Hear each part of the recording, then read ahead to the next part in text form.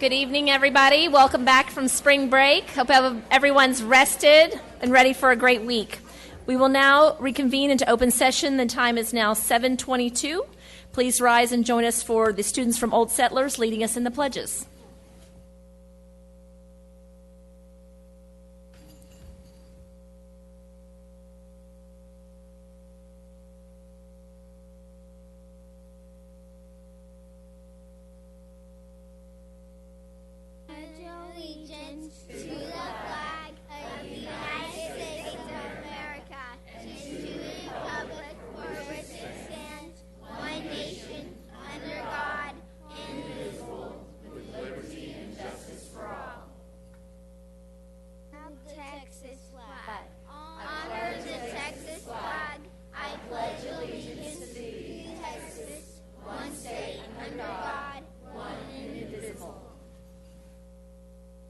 Please stay up there. We want to recognize you guys.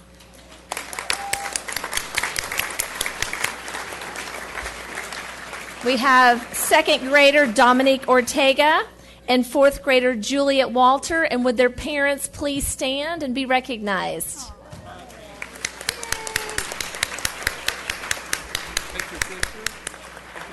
Now we want to get your picture. Thank you, guys.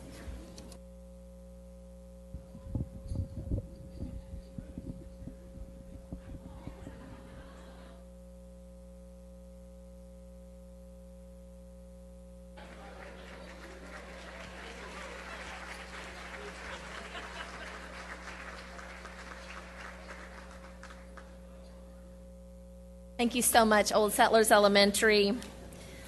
Well, welcome to everybody. The meetings of the board are open to the public but are not meetings of the public. The Lewisville ISD Board of Trustees meets monthly to receive reports from staff and take action on recommendations from the superintendent. The board receives the agenda and all the supporting documentation 10 days in advance of these regular meetings, which allows us to ask and receive answers to many of our questions. In addition, the board also meets in regularly scheduled workshops and work sessions where staff discussions and presentations are given for many of the agenda items. This protocol means lengthy discussion or a litany of questions on every agenda item is not necessary. And as a board, we should have an appropriate knowledge and preparation for responses regarding the content of our meeting tonight. So consideration action on items discussed in closed session. Personal recommendations. Would someone like to make a motion? Ms. Timish? I move that all personnel recommendations be approved as presented by administration. Motion by Ms. Timish. Thank you. We have a second. Second by Ms. Prosnick. All in favor? That 7-0 motion carries. Administrative contract recommendations for the school year 2019-2020. Would someone like to make a recommendation? I move that all contract administration recommendations for school year 2019-2020 be approved as presented by administration. Thank you, Ms. Hassett. Do we have a second? Ms. Timish? All in favor? That 7-0 motion carries. Thank you. We have recognitions tonight of our student spotlight by Chief Communications Amanda Brim. In January, Lewisville High School's varsity cheer team competed in the UIL state competition, winning first place in band dance and second in the co-ed division. The Farmers took home the state's second place trophy with an overall score of 95.7. And their success didn't stop there. The Farmers continued on to compete in UCA's National High School Cheerleading Championship to win the large varsity co-ed UCA Game Day Championship, marking the program's third national title. Way to go, Lewisville Cheer.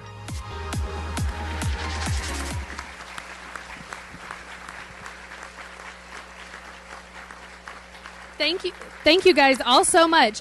I'm Jill Van Plank, the head coach at Lewisville High School, and I'm going to introduce these hardworking athletes right here. But I just want to say thank you to all of our community. We love coming here, and it's great for these guys to get recognized. They work year-round, and yes, it's fun, but there's ups and downs, and lots of hard work went into this. So starting on that end, we have Clara Raper, Devin Wilkinson, Brandy Hubbard, Lee Kaye, I don't want to miss anybody, Brianna Mata, Olivia Rickards, Alyssa Stoller, Lexia Duran, Trish Trong, Angelica Herrera, Alyssa Roberry, Lillian Lloyd, Kenny Arenas, Summer Jeans, Noah Johnson, Mason Allen, Caleb Tate, and Matthew Beard. And then we're missing a couple. They had a delayed flight from Denver, so they're stuck at the airport right now. But we want to thank, if your parents are here, if you're a parent of one of these athletes, if you could please stand and be recognized too, because this is a family sacrifice and effort year-round. Thank you. We're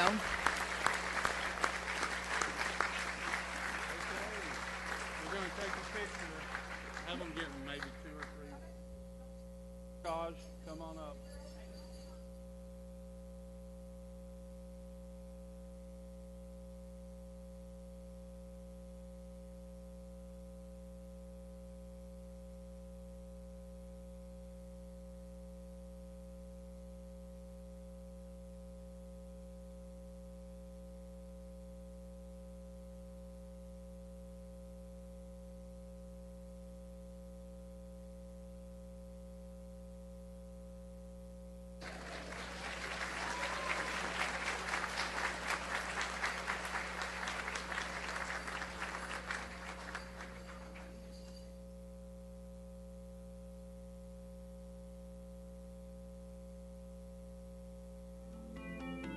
The 2019 UIL State Swimming and Diving Meet was held at the University of Texas at Austin in February. Congratulations to the Flower Mound High School girls swim team, who placed 3rd overall in state. In addition, girls 200 freestyle relay team of Maggie Golston, Jenna Watson, Julia Wozniak, and Chloe Archer won silver. And Jenna Watson claimed an individual bronze medal for her success in the 100-meter breaststroke. This season, the FMHS girls team set 8 team records. Congratulations, FMHS Water Jags. Just keep swimming.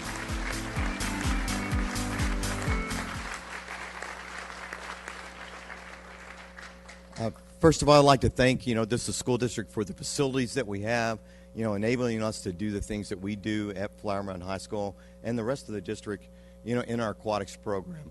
Tonight on our 3rd place team, we have some of our girls that are working on their next season. We have a girl our diver, Kayla Wilson, who has a meet next weekend. And we also have some of our girls that are working on their academics, academics first at Flower Mound. But we have 5 of our girls. We have Jenna Watson, who placed 3rd in the 100 breaststroke. Also was on our record-setting 200 freestyle relay, swam in the 200 IM, and also in our 200 medley relay, another record. Next we have Kendall Harwell, sorry. Kendall swam in our 400 freestyle relay. Again, another record for us. Julie Wozniak swam in the 200 individual medley, swam in our 200 freestyle relay, our 2nd place in our first podium for our girls relay, and also swam 100 breaststroke. One of our new athletes from Kentucky, Maggie Golston, swam in our 200 medley relay, our 50 freestyle, 100 freestyle, and also in our record 200 freestyle relay. Riley Edmondson, our butterflyer on our team, swam in the 100 butterfly and in our 200 medley relay. Coach Goddard, our assistant coach, was one of our captains back in 2008 when we started our program over there. And, of course, Sherry McGuire, the coach of our diver, Kayla Wilson, who's not here with us. Thank you very much for you guys, and thank you guys.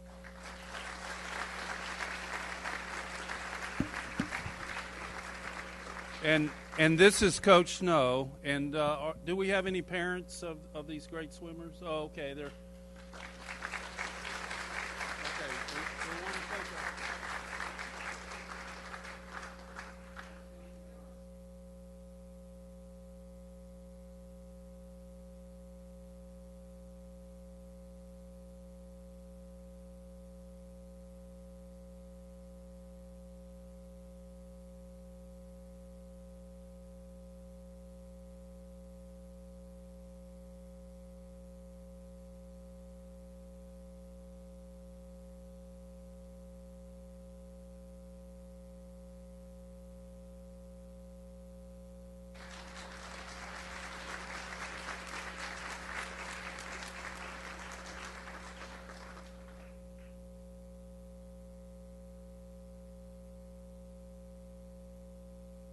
Lewisville ISD is proud to announce 53 high school students from across the district earned their place in the prestigious Texas Music Educator Association All-State Organizations.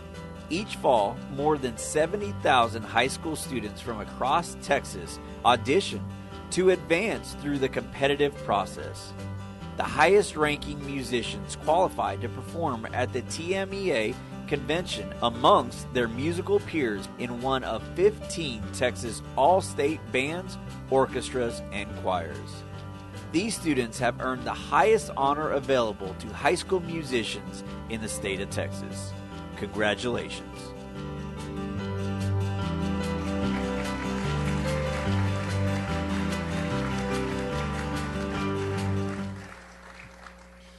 Good evening. My name is Brent Biscup. I'm the band director, Flower Mound High School, and I'm just going to introduce these students to you. Eric Cho is on the end, Alex Botello, Henry Liu. I can't see who's next.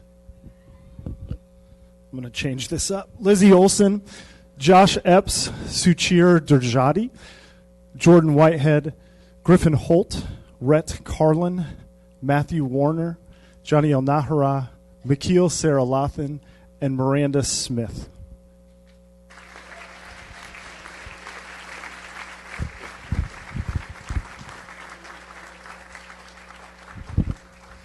We also have some wonderful parents of these students, if you'll stand and be recognized.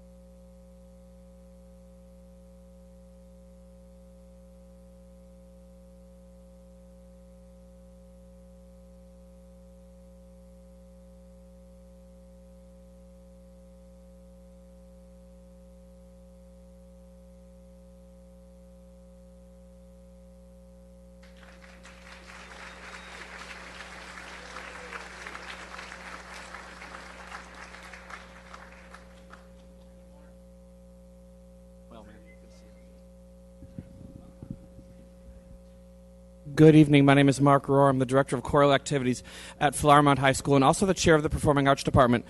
These kids standing in front of us are all-state choir members, and before I introduce their names, I want to thank the board for their support of the music in the LISD. It's not like this everywhere in the state. We are very, very, very blessed, and we know that. Our all-state choir members are Jacob Anderson, Austin Curtis, Cassidy Montan, Courtney Parnicky, Zachary Rohr, Jacob Sampson, and Tim Thomas.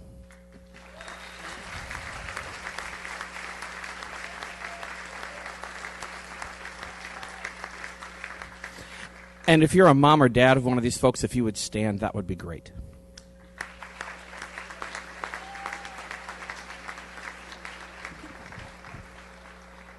And we want to make sure that Dr. Rohr is standing next to his son, who is, there you go.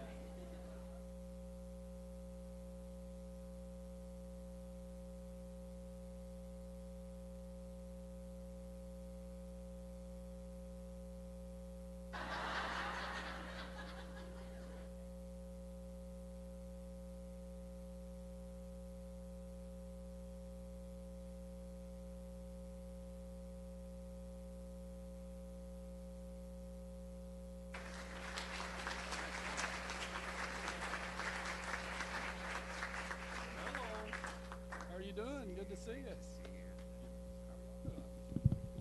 Good evening, Stephen Klink, Orchestra Director at Flower Mound High School. Again, congratulations to all tonight, and we truly do feel so blessed for the support for arts we have in this wonderful community. In the orchestra, starting from the right, we have Michelle Sun, Manas Varma, and Ashwin Naryanan.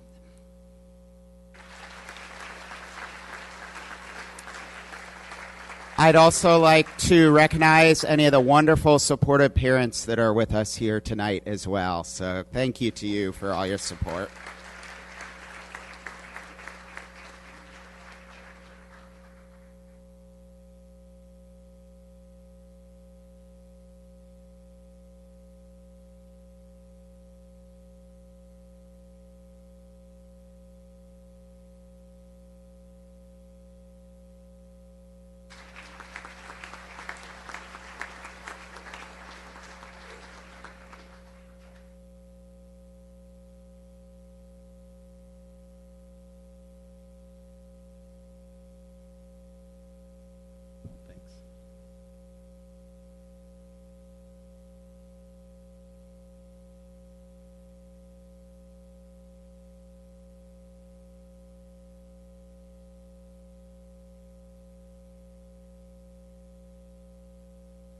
Good evening, ladies and gentlemen. My name is Andy Seeley. I'm one of the band directors at Hebron High School. Thank you so much for coming out in support of all of this evening. Congrats to all the student musicians and their parents and principals, etc. Echo the sentiments. Thank you, Dr. Rogers, Ms. Drinkwater, and the board for the support all the way across the district for our fine arts program. I want to introduce our Hebron All-State students to you in the band portion.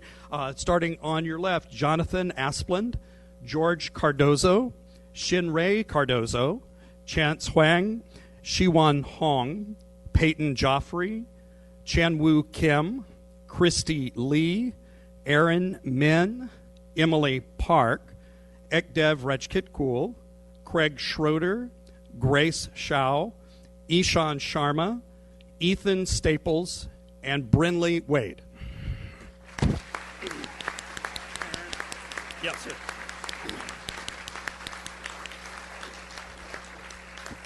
Also, a brief shout out to our principal, Mr. Scott Finch, and also our freshman campus principal, Amanda Wernicke. Why don't y'all come on up? And all the parents in the audience, please stand for those kids. Thank you.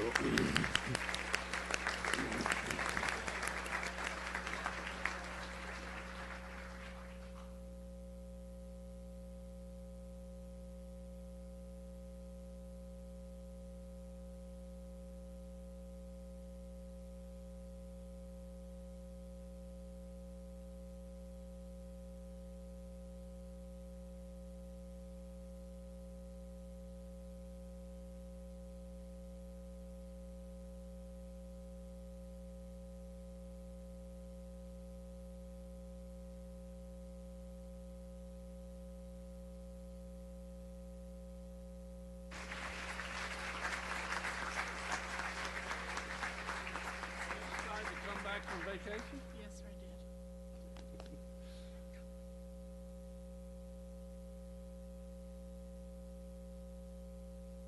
Good evening. My name is Rachel Forster. I'm the lead choir director at Hebron High School. Along with my associate, Nathan Ratliff, would like to recognize our two All-Staters this evening. Addie Thrower is a senior. She was the second chair of Soprano 1 in the treble choir. Alongside her is Sean Merchant, also a senior, the first chair, tenor 2 in the mixed choir. And I want to echo the sentiments again. We're so pleased to be in this district where we receive so much support from our board, our administration, down to our counselors who are here tonight, to the faculty, to everybody in our community that makes this such a great district. Thanks again. And yes, we'd like our parents to stand if they're here tonight. I know we've got some over here. Thank you.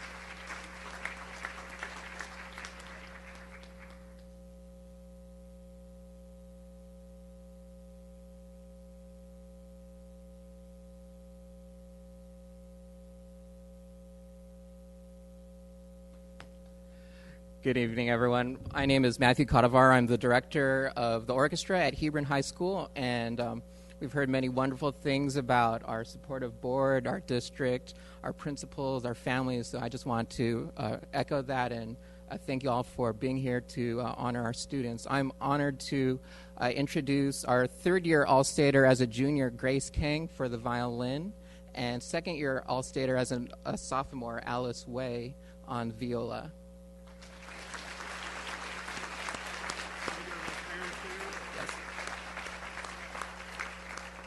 And I believe that some of their parents are here also, so we'd like to recognize them. Thank you. And yes, I have to inform the board, he is old enough to be the instructor.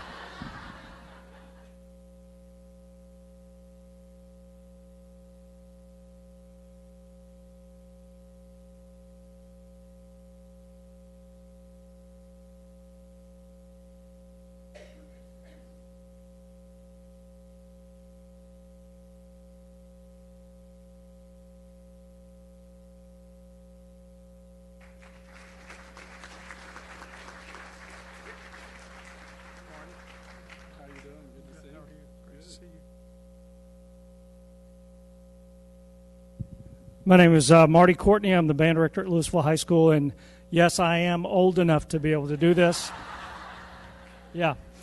I want to echo my colleagues and say thank you to Dr. Rogers, the board, the upper administration, our campus administration, Mr. Kosh, as well as Mrs. Flores and Mr. Fontana and all the assistant principals, and what they do every day to support us in the Lewisville High School Fine Arts. We appreciate you and what you do for us every day. It's my honor to present to you this evening our All-State student, junior on flute, Brianna Guerra.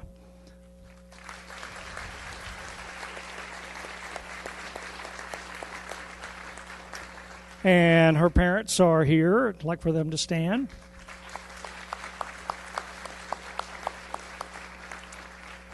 And if Mr. Kosh and Ms. Flores and Mr. Fontana could come up for a pic.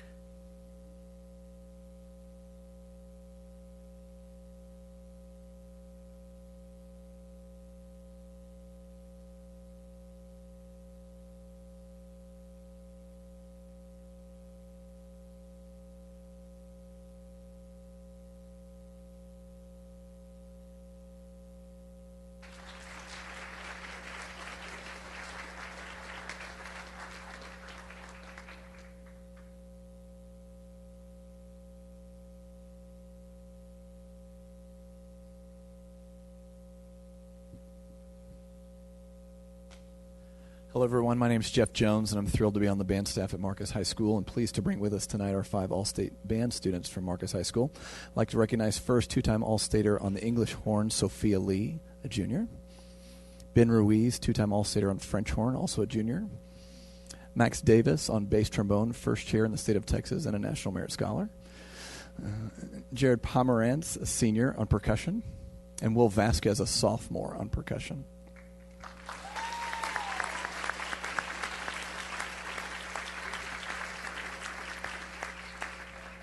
The students in the hallway were reminding me that none of this would be possible without their unending and sacrificial support of their families, and I know a couple of their parents were able to be here tonight, so they wanted to recognize them. So parents, could we see you guys for just a half second?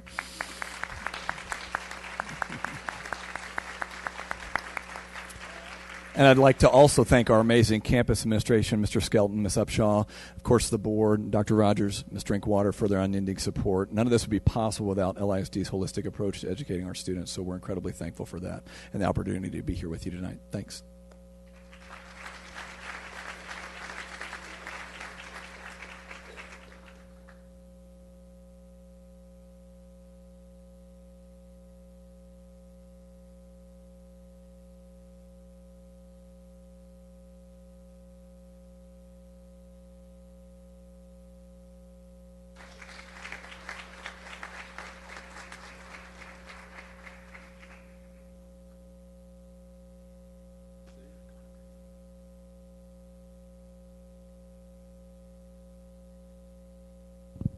Hi, my name is Wes Davis, and I'm the head of choral activities at Marcus High School. I'm joined by my associate, Mr. Drew Howard. And we're very honored to recognize our All-Staters this year as well. Again, want to echo everyone else has said. It's said a lot, but it means that much to be in a district, in a state at a campus that's so aware of what the fine arts bring to our students and to these students, that it means so much to them. So we really appreciate that. We have Miss Savannah DeCrow, 3-time All-Stater as a junior. And we have Mr. Colton Evans, 2 times All-Stater as a senior.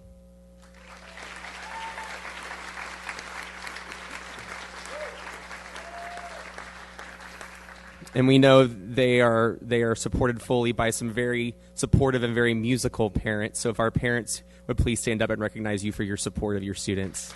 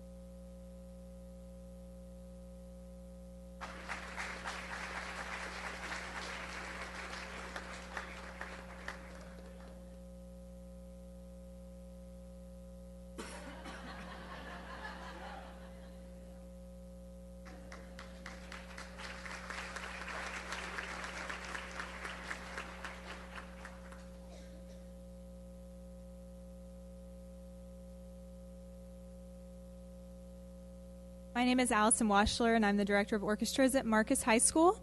And to my right is Ryan Lynn, senior violist, who ranked first in his section in the Sinfonietta Orchestra at All-State.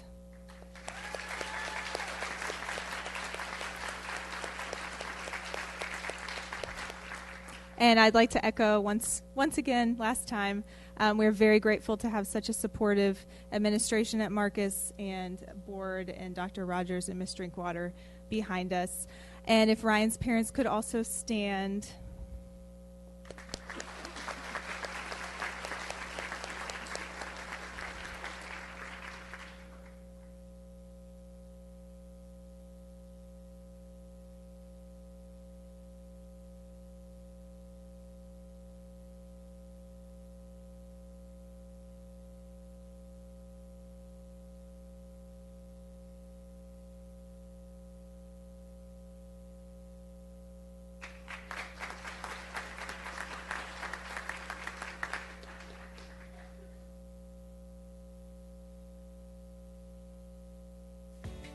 This school year, 16 Lewisville ISD campuses received the Counselors Reinforcing Excellence in Texas Award, an honor recognizing outstanding counseling programs. From college and career readiness to equipping students with the social and emotional skills necessary to be successful in and out of the classroom, school counselors take on many roles to help students prepare for a future they create. LISD's 2018 Crest Award winners are Castle Hills Elementary, Downing Middle School, Flower Mound High School, Hebron High School 9th grade campus, Homestead Elementary, Huffines Middle School, Independence Elementary, Lamar Middle School, Lewisville High School Harmon, Lewisville High School Kilo, Marcus High School, Holzer Elementary, The Colony High School, Tom Hicks Elementary, and Wellington Elementary. Congratulations to these excellent counseling programs, which are among a small group of schools across the state to win. Lewisville ISD appreciates all that you do.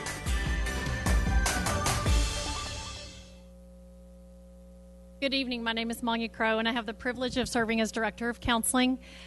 These high schools have worked really hard. Please join me in congratulating Flower Mound High School, Hebron 9th Grade Center, LHS Harmon, LHS Kilo, Marcus High School, and the Colony High School. We'd like to invite administrators.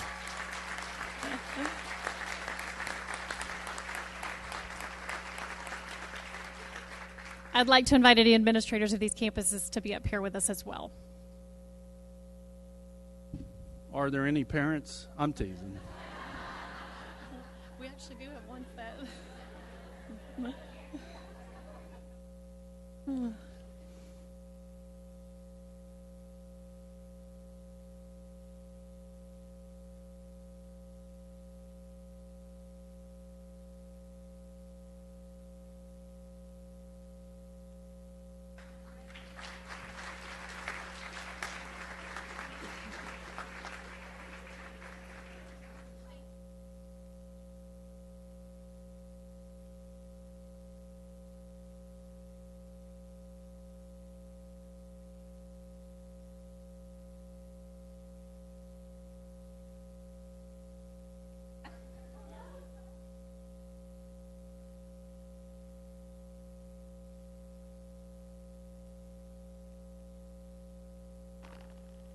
Please join me in acknowledging our middle school campuses that received this award. This is Downing, Huffines, and Lamar.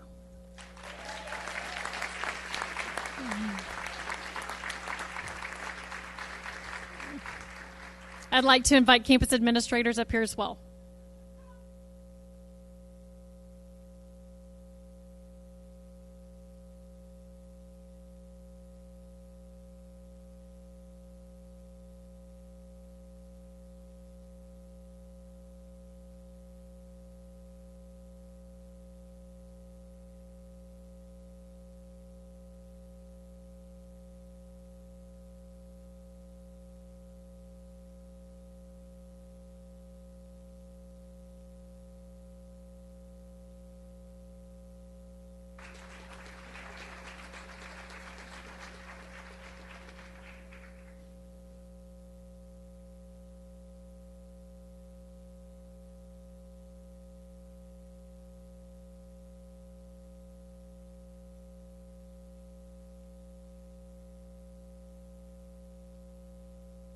Please join me in recognizing our elementary campuses: Castle Hills, Homestead, Independence, Polzer, Hicks, and Wellington.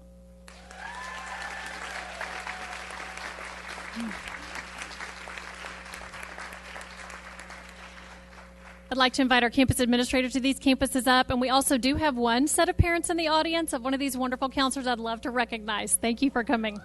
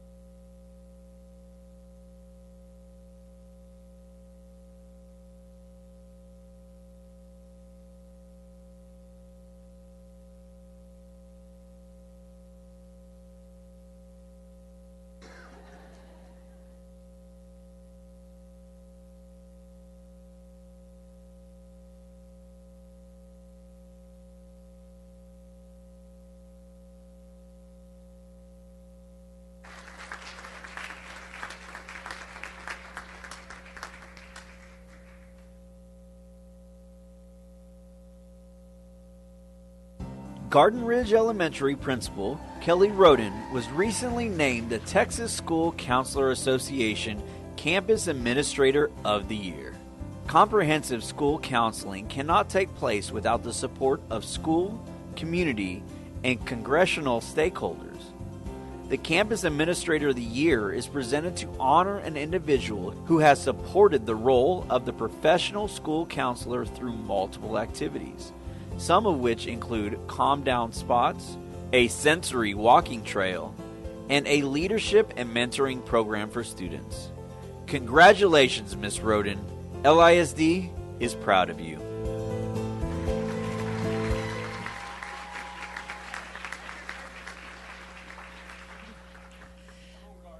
Ms. Roden received this award out of every administrator in the state of Texas, so we are truly, truly proud to have her support. I'd like to invite all Garden Ridge staff and anybody from Ms. Roden's family to join up and celebrate her.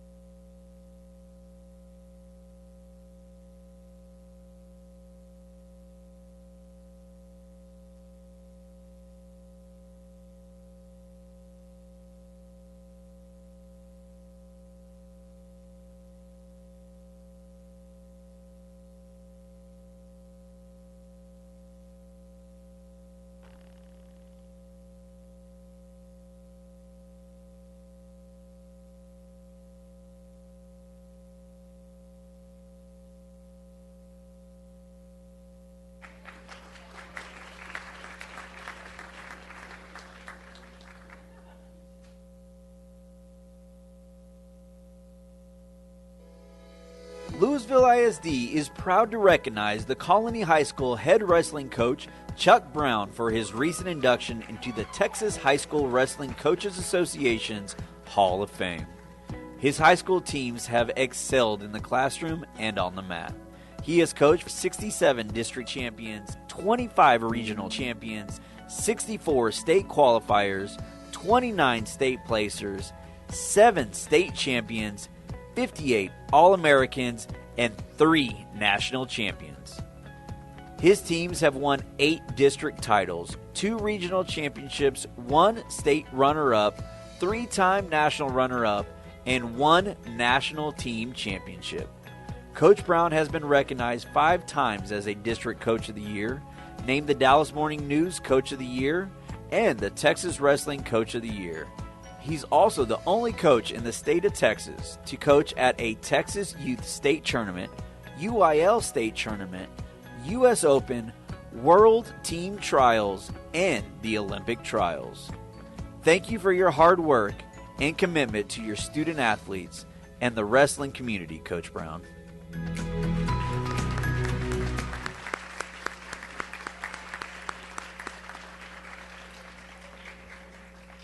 Good evening, ladies and gentlemen. I'm Tim Baxter, the principal at TCHS, and it's just such an honor to see Coach Brown recognized. And just to put everything in perspective, all that you saw and all the honors, Coach Brown has 493 career wins. So he will hit his 500th win next year, which is just truly incredible. So let's give Coach Brown a big round of applause again.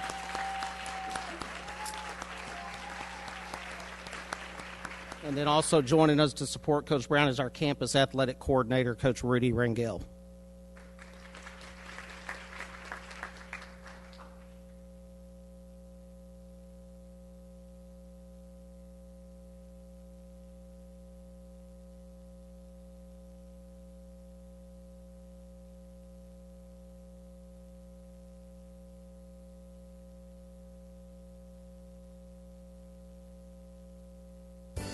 Each year, the University Interscholastic League names 15 UIL sponsors as its UIL Sponsor Excellent Award winners. This year, Lewisville ISD had not only one, but 2 recipients of the award.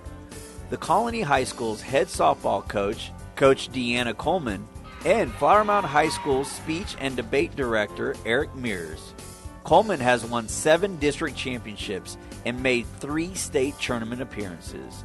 She has amassed a career record of 427 to 125 and was once named the Texas Girls Coaches Association Coach of the Year.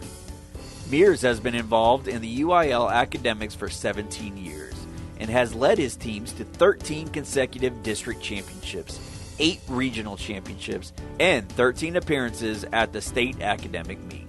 In 2011, he guided his team to the UIL State Academic Championship. To recognize their achievements, both Coach Coleman and Mr. Mears received $1,000 and a symbolic trophy from the UIL. LISD is grateful to have teachers like you.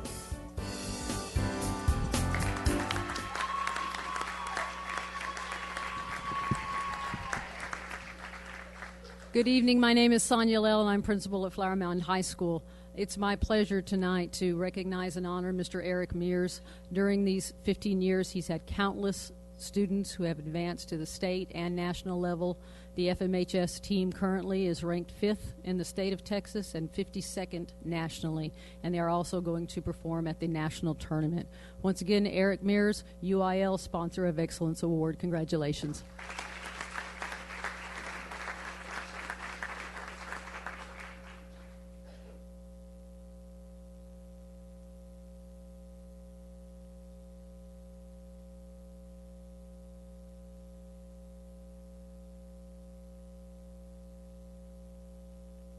Real quick, let's bring his family up here too.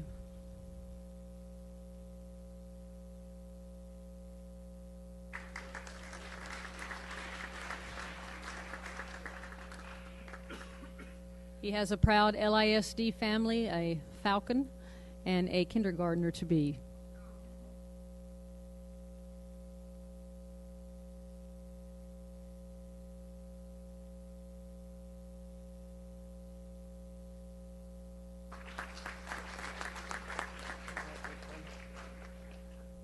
It's great to be able to introduce Coach Dina Coleman, to you this evening. Of course, the 2017 state champions, and then also just recently opened our brand new TCHS softball stadium, which we want to thank our district leadership and Board of Trustees members for their support on that. Coach Coleman has over 450 career wins. So again, just a tremendous record. We have joining us this evening her daughters Ashley Wilkerson and Jada Coleman, and then also here are members of our TCHS softball team. So let's give them all a big round of applause.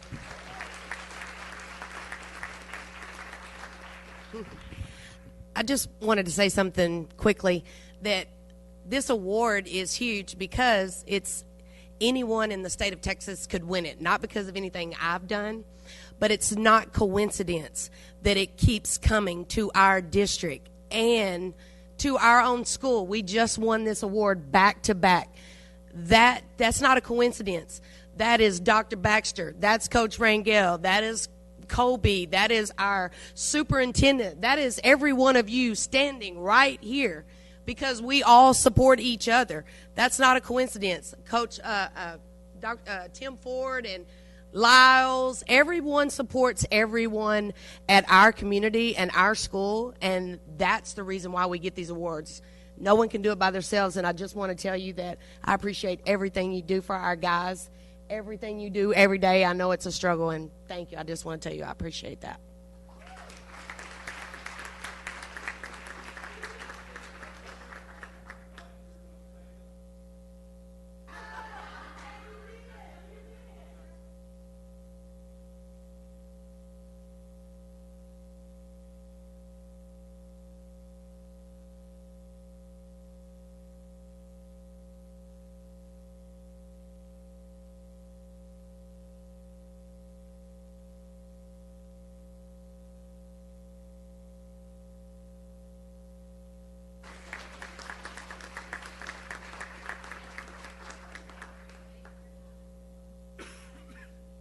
Peters Colony Elementary Principal Tony Hall was recently named Communities in Schools of North Texas 2019 Educator of the Year. Hall was nominated alongside many teachers, counselors, and principals from 36 CIS campuses across North Texas. Educator of the Year award recipients are selected based on their strong partnerships with the CIS-NT and extraordinary commitment to their students. Shared in her nomination, after 30 years as an educator, Ms. Hall comes to work every day with a smile on her face. Her warmth and cheerfulness daily set a mood shared by students, teachers, and CIS-NT staff and volunteers. Hall will be recognized at CIS-NT's 25th anniversary Stay in School Gala at the end of April. Congratulations! LISD appreciates your support and commitment to your students, staff, and community. It is my pleasure to introduce Ms. Tony Hall, CIS Educator of the Year.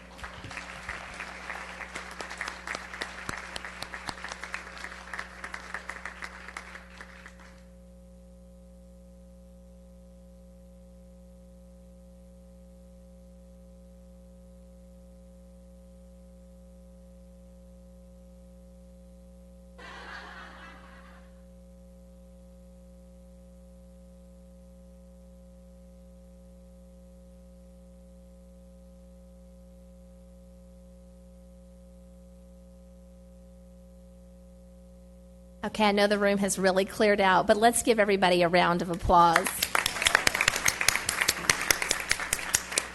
Congratulations to everyone. Persons desiring to address the Board of Trustees must fill out a speaker's card prior to the meeting. No presentations shall exceed 3 minutes. The Board cannot deliberate on any subject that is not included on the agenda. We actually have 2 tonight. So, Mr. Ball, you'll be first, and remember your 3 minutes, Mr. Ball.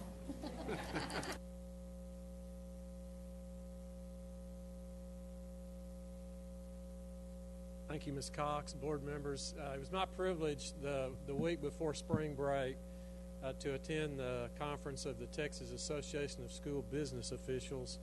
and I was able to pick up some hardware that was earned by Mr. Craig Martin and the purchasing department. So Craig hopefully is making his way up here. Come on, Craig. He didn't want to do this, but there are 1,031 school districts in the state of Texas, and 35 received this award. This is the TASBO Recognized Award of Merit for Purchasing Operations, presented to Lewisville ISD. And Craig is like, come on, Craig. Craig's like many who have talked earlier about, Craig didn't do this himself. He has a great staff that he works with, and it's my honor to pick up their hardware on behalf of Lewisville ISD. So thank you, Craig. Thank you, sir. Appreciate it.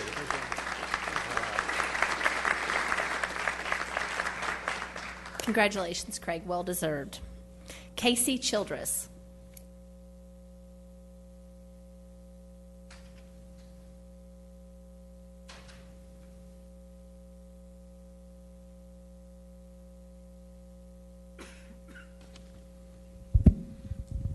Hello. Good evening, Dr. Rogers and board members and LISD families.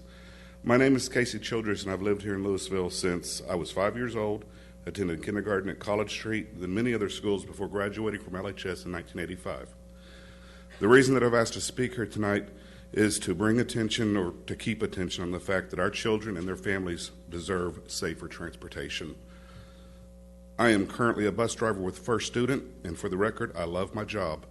I work hard to keep my kids safe, and I communicate with their families to try to stay ahead of any issues. I believe the vast majority of my coworkers are also good at their jobs. They work hard to keep their kids safe and happy, have dedicated themselves to LISD for many years. The safety concerns that I'm about to speak of only revolve around a few bus drivers, and even more importantly, the actions and inactions of my company, First Student. We have drivers who speed on school properties, use cell phones while driving, and fail to have children seated safely while driving, just to name a few. LISD policies, state laws, and DOT regulations are broken on a regular basis. For the most part, the company does little or nothing, and these drivers keep driving. In addition, on at least 2 occasions, First Student has made the decision to release employees for egregious infractions. Our management's failure to properly document or process paperwork has forced the company to rehire or not fire these employees in the end, and these drivers continue to drive today. Whether due to understaffed conditions, legal loopholes, fiscal concerns, or any other reason, the bottom line is unsafe drivers continue to drive our school buses. Not many, but there are a few. The absence of injured children has simply been a matter of luck. I do hope this lucky trend continues until improvements can be made. Of course, given such a complex relationship between the district and my company, there can be no overnight remedy. I understand that. I simply want to ensure that this issue stays in front of everyone concerned. The accumulation of these actions and inactions has also fostered a morale-destroying, divisive environment among our drivers. And I understand that our company's internal strife is not within your purview. However, when our luck runs out, the result will be within your purview, and it would just be nice to have this fixed before that happens. With so many recent tragic school bus accidents around the country, the state, and even right here in the Metroplex, it seems this issue should be taking a very proactive direction. And for all I know, you may already be on top of this and know everything. I'm not sure. I just hope that we can look forward for the best way to provide the most safety for the kids possible, first here locally and then hopefully everywhere else too. Without change, any cycle will simply continue. The unsafe transport of children on a daily basis is no exception. It will continue and will only become headline news when we stop getting lucky. Thank you for your time. Thank you, Mr. Childress.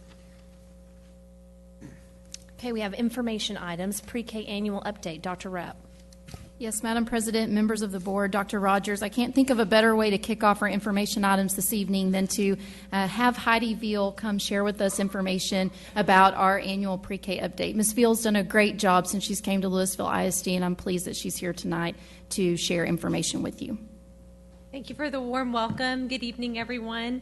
I'm proud to present about our early childhood programs for Lewisville ISD and to represent and to serve the program across our district. In your handouts, you do have a really nice one-pager, and also an information item that details many updates by the numbers and data points for you as well. We are required to provide the update here for you about our pre-K programs on an annual basis, and tonight something special has been prepared for you. We have a video update, and we're going to let our students and our teachers and our campus administrators tell the story about what's going on in pre-K and LISD. Hey, watch this. Good? Yeah, there you go. Hey, watch this. Hey, I said watch this. Okay.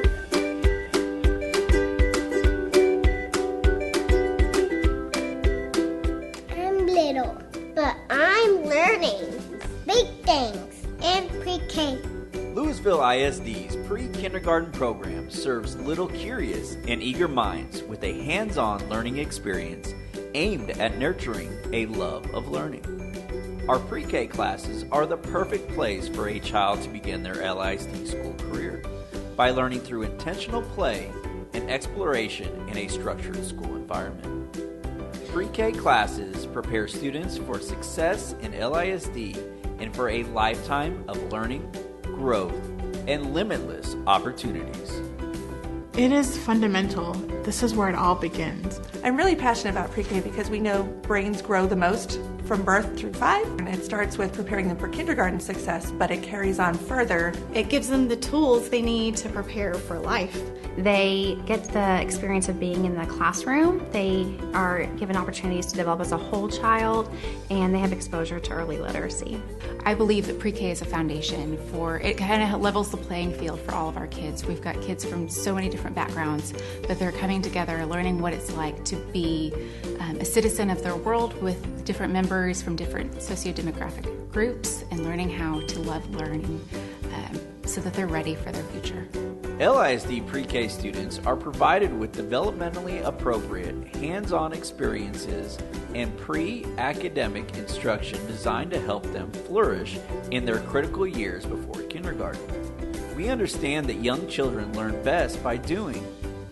LISD pre-K teachers and classroom instructional assistants fill each pre-K day with large group, small group, and learning centers, responding to children's curiosities and engaging them in experiential, active learning, including STEM challenges and project-based learning. Developmentally appropriate practices in pre-K are probably quite different from upper grade levels.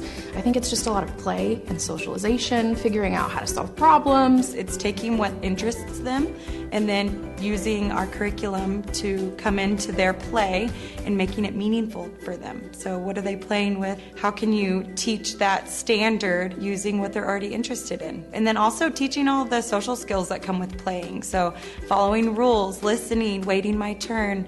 You know, we're not just playing with alphabet letters and counting teddy bears. They're doing some significant science exploration in there. It's a very literacy-rich environment. But the simple fact that they're able to get an introduction to anything engineering-wise, anything science-based, has been amazing. And they're learning how to solve real problems, but through play. Where is pre-K in LISD? Pre-K classes can be found on elementary campuses in every feeder pattern across LISD. Additionally, we are fortunate to have a flagship early childhood learning center in Lily J. Jackson, located in the heart of Lewisville. The families in our community represent over 1,600 pre-K students. I know for my son the benefit was he actually progressed in his speech patterns, and it was just amazing to see how he went from not speaking to almost full sentences in half a year. We are dedicated to meeting the diverse needs of our youngest LISD learners and are fortunate to have highly equipped educators who help support their development from day one as a pre-K student. Pre-K is fundamental for language development, and so coming to pre-K, they get the ability to talk to people, both their peers and adults, as well as getting to learn the fundamentals of education like reading and writing and learning and singing and even moving. So I think pre-K should be for everybody. One of the newest and most exciting areas of growth for Lewisville pre-kindergarten has been the addition of Discovery Academy, which is a tuition-based extended day pre-K class aimed at expanding opportunities for LISD community to access our high-quality pre-K programming. So the expansion of Discovery Academy at Hebron Valley has really changed the way we're able to serve our community. With the richer STEM focus has allowed our students to have high levels of engagement every day, and they're learning through joyful experiences. We are thrilled to see how Discovery Academy will grow as a result of increased community interest and the demand for more classes spread. The Early Childhood program supports teachers through hands-on, interactive professional learning experiences throughout the school year, always seeking to embody the I statement, I model lifelong learning. One of my favorite things about LASD is that they offer us the opportunity to grow ourselves. As a result of my learning, I've been able to bring it right back to the classroom with the children, and they have incorporated a lot of that even in their own learning, and you see it through their language, through their interaction with their peers, in their play, and how they're already growing and picking up new things because we've tried new things in the classroom. LISD has a rich tradition of being a leader in early childhood education in North Texas. New initiatives such as integrated STEM learning and growing pre-K in our community through Discovery Academy shows the commitment LISD has to innovating for the benefit of our students and community. We are proud to advocate for and provide the best learning foundation for our youngest LISD students, knowing their possibilities are limitless for the future they dream to create. I'm really proud to work for a district where they provide opportunities for so many children to participate in the pre-K program, because we know that will support them in their early years, but through the rest of their educational career and for the rest of their lives. The children here are happy and they're thriving. Children can do so much more than we give them credit for. I can't wait to see what the future holds here. The kids tell me that they need me. We get to make the impact in students first. That's one of the greatest rewards of teaching pre-K. Pre-K is for me. Pre-K is for me. And me. Pre-K is for me. Limitless. Limitless.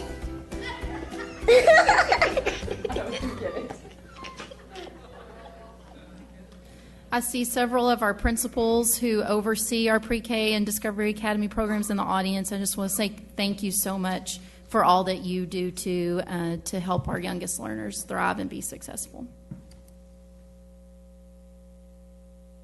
Be happy to take any questions. Thank you so much. Boy, that was a wonderful presentation.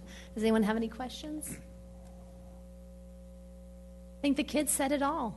I think so too, and the young man at the end, I keep saying he needs to get an agent. Yes, yes. We found a true talent, but our students are outstanding, our teachers are phenomenal, and we're truly blessed to get to serve such a wide range of students across our district. So thank you for your support. Thank you, Ms. Hill. Outstanding. Appreciate it. Thank you. Campus sound system. Mr. Colbeck. Thank you, Ms. Cox. This is an information item, and it's in regard to campus sound system upgrades that were part of the 2017 bond program. We're early in the process, and basically we recognized in the planning phase that we have systems that are going to have to be replaced. So what we're working on is working with procurement to put together basically a package of equipment, very similar to what we did with the audiovisual work, kind of an elementary package, middle school package, high school package, and what we're going to be doing is finalizing, I guess, our approach to the procurement, and then bring this forward again as a discussion item.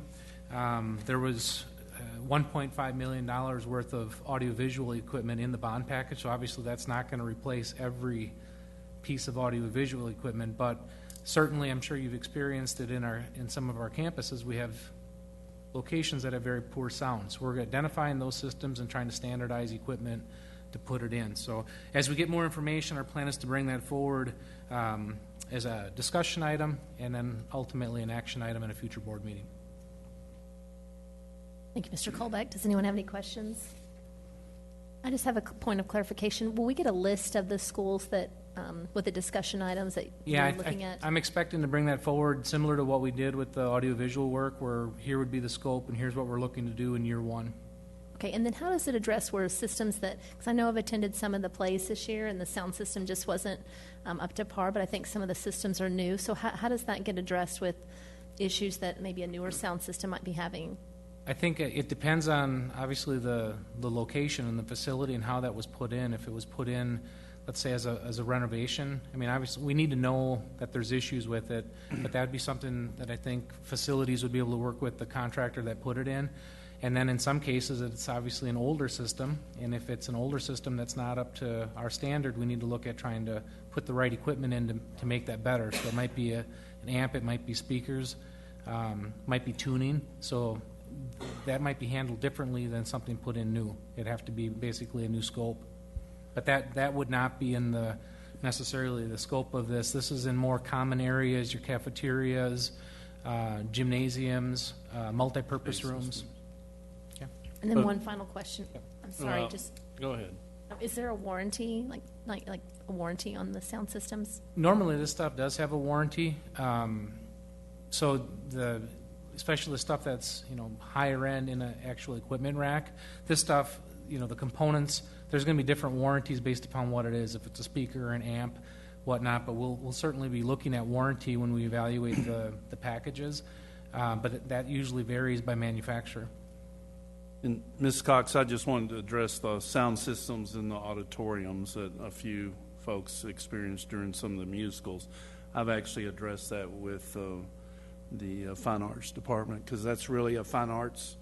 The systems are all the same age, they're not old, and so it's either a user issue or a system issue at that particular, and so that's being looked at separate. Well, I'd just like to jump onto that, because I know, Mr. Colbeck, you're talking about auditorium issues. So we, was just a couple years ago, we spent just over $500,000 at LHS on an upgrade to the main sound system. I don't know that was in the theater. It might have been in the arena. But, Marcus and the Colony are newly refreshed theaters. And so the sound system there is brand new, conforming to our. So I think, and Dr. Rogers, it sounds like you're looking into it, but there's the element of the way that the wireless headsets are treated, right? So it'd be interesting, or maybe you guys are doing this with Miss Drinkwater and the theater directors to find out where that gap is, because we have invested pretty heavily in this in the last few years. And while I would say sound systems are better than when my kids were in school, there still are some, scratchiness that goes on that maybe there's another way to remediate that. Yeah, no, that's correct, Mr. Miller. And I believe that even with Marcus and the Colony, the systems, as far as the renovation of the actual auditoriums, I don't think we did the sound systems. I think that was, did we do the sound systems? Yeah, those were all done for all 5 high schools all at the same time, except for LHS, because that wasn't part of the packet. And so those were done, I think, 3 or 4 years ago. And so I think it is sort of an operational and system approach, and that's what Ms. Drinkwater is exploring. Thank you. I just want to make sure I'm understanding. Are these sound systems that you're talking about part of the facilities report? No, they were in the technology report. So similar to facilities, we obviously have these identified by location and by age. Right. The one thing we don't want to do is, one, we don't have enough money in the total package to do it, but if a system's actually working and working well, we don't want to pull it out. But we know we have systems that aren't working well, and maybe the amps has issues or speakers that are blown. That's what we're trying to put together, a package list. So if we look at that particular space and say, hey, the amp is in good shape, but there's 6 of these speakers that are blown out, we want to have basically a speaker package to get it fixed. So I'm just trying to make sure. So this is only located in the technology report. This is not going to be located on the facilities report. Correct. The facilities report is going to show the sound systems that are in the auditoriums, correct? Correct. Okay. Yeah. And I guess the other part to that, just to clarify, the outdoor stadiums, football, stuff like that, that's not in our area either. You, Mr. Colbeck, any other questions? Okay, every month we are doing a legislative update we're blessed to have a board that's very active and stays informed on what's going on in Austin. And I want to thank Ms. Timish and Ms. Hassett, who recently just actually went up to Austin this past week and actually over spring break and visited with legislators. So this month we'll be hearing an update from Ms. Timish.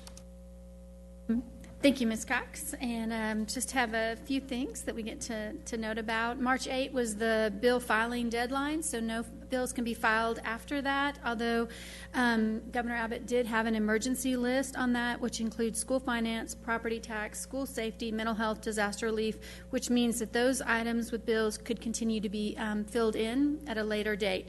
Yes, Christy and I did go down last Tuesday. We were able to sit in on the hearings for HB 3.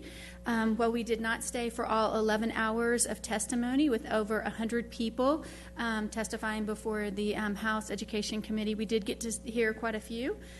We also had an amazing opportunity to meet personally with Representative Tam Parker and Chairman Dan Huberty, who was off the floor and was able to speak with us to show us the runs for LASD, specifically for our district, and how that HB 3 will impact us. And so we're really excited about some of the things that he showed us as it relates to HB 3 and the impact that it will have for our district.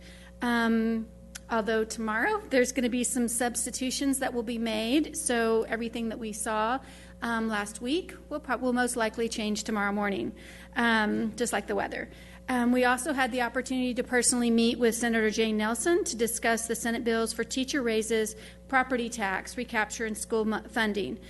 Please note that while there are a lot of similarities between the House and the Senate, they do run differently, and so their bills will look differently. For HB 3, which is from the House, theirs is all-encompassing as it addresses the property tax rate by compressing the school district tax rate by 4 pennies. We will get 4 pennies for LISD. We'll also secure some more recapture funding by giving us more golden pennies at a reduced rate. For the House also plans to give us more local control. So will they give us funding? They're going to allow our district to choose how we use that. In the first year, as of now, it looks like we'll have an additional $557, and it looks about $450 the year after that. On the Senate side, they've divided up the issues and put them into different bills. SB 1 is the state bill, which addresses recapture. SB 2 and SB 5 address property tax.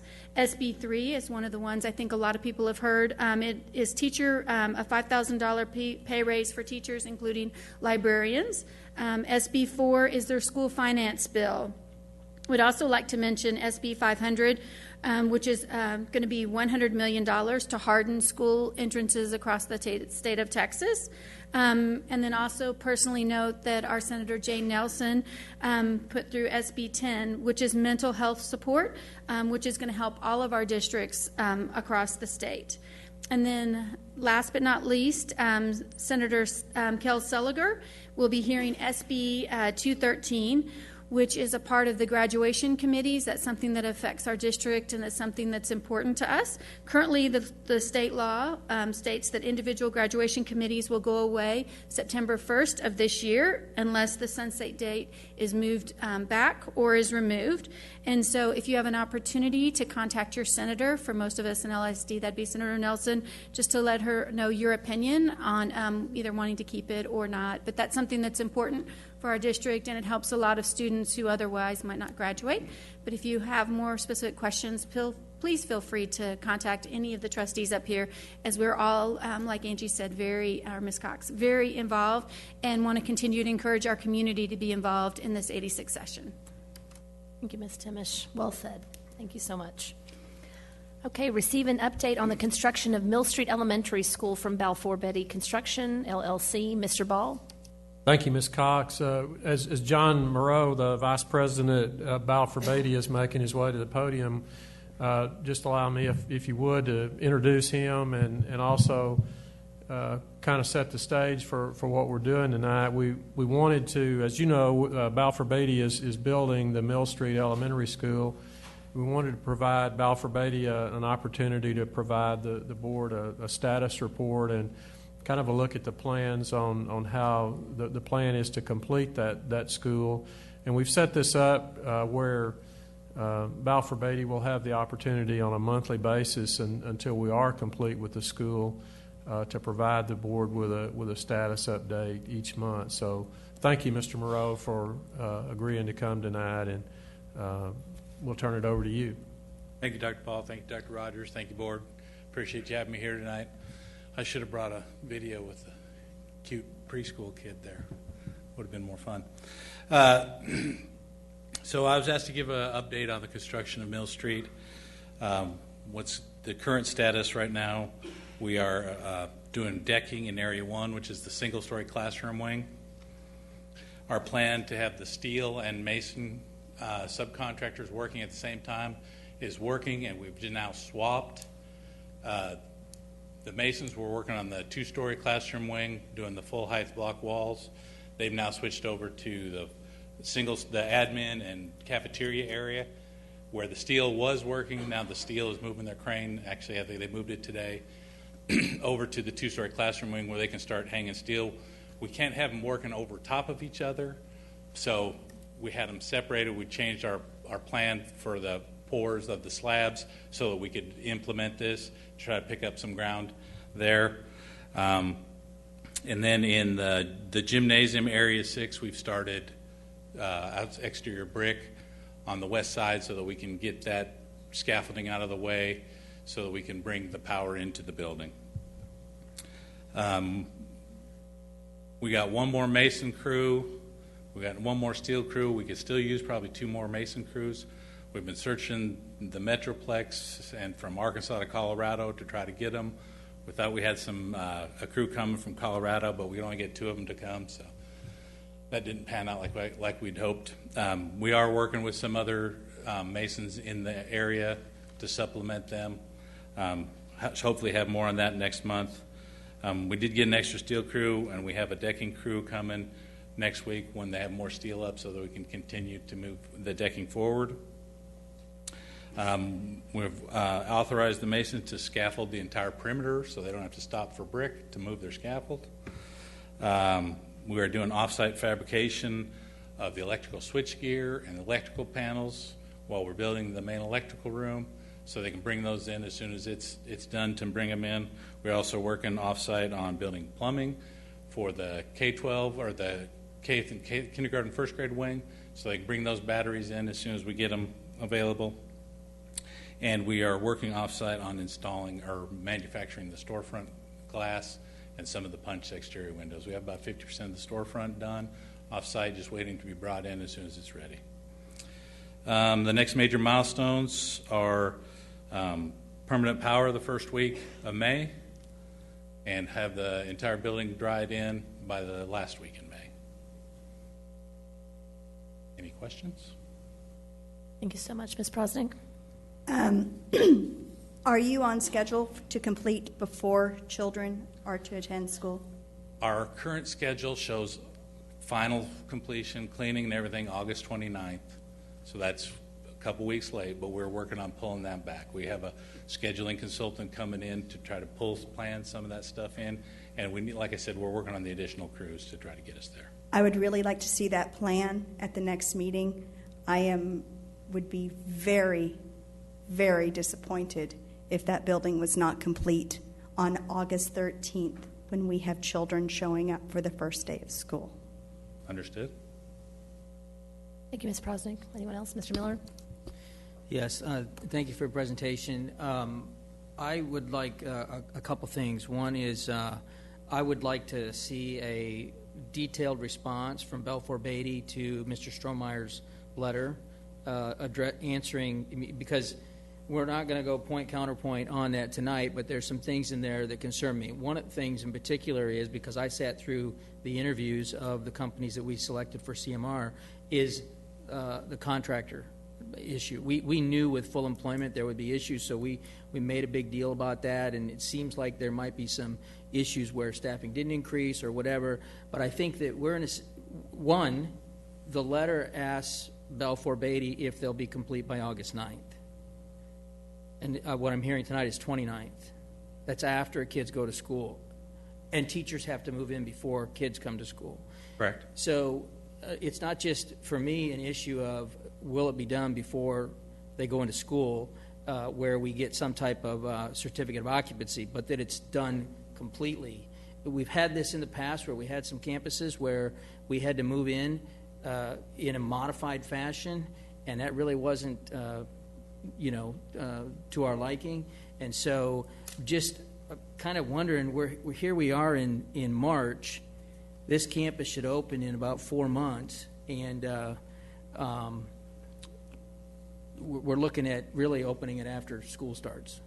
So I'd like to see a detailed response to Mr. Strohmeyer's letter if we could. Okay. Ms. Hassett.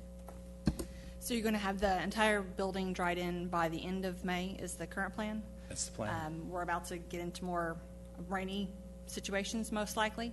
You are and correct. So when you address the issues that could come up, I would love to see what you would do to continue the project along if we have continued rains that would stop that or push that move-in date.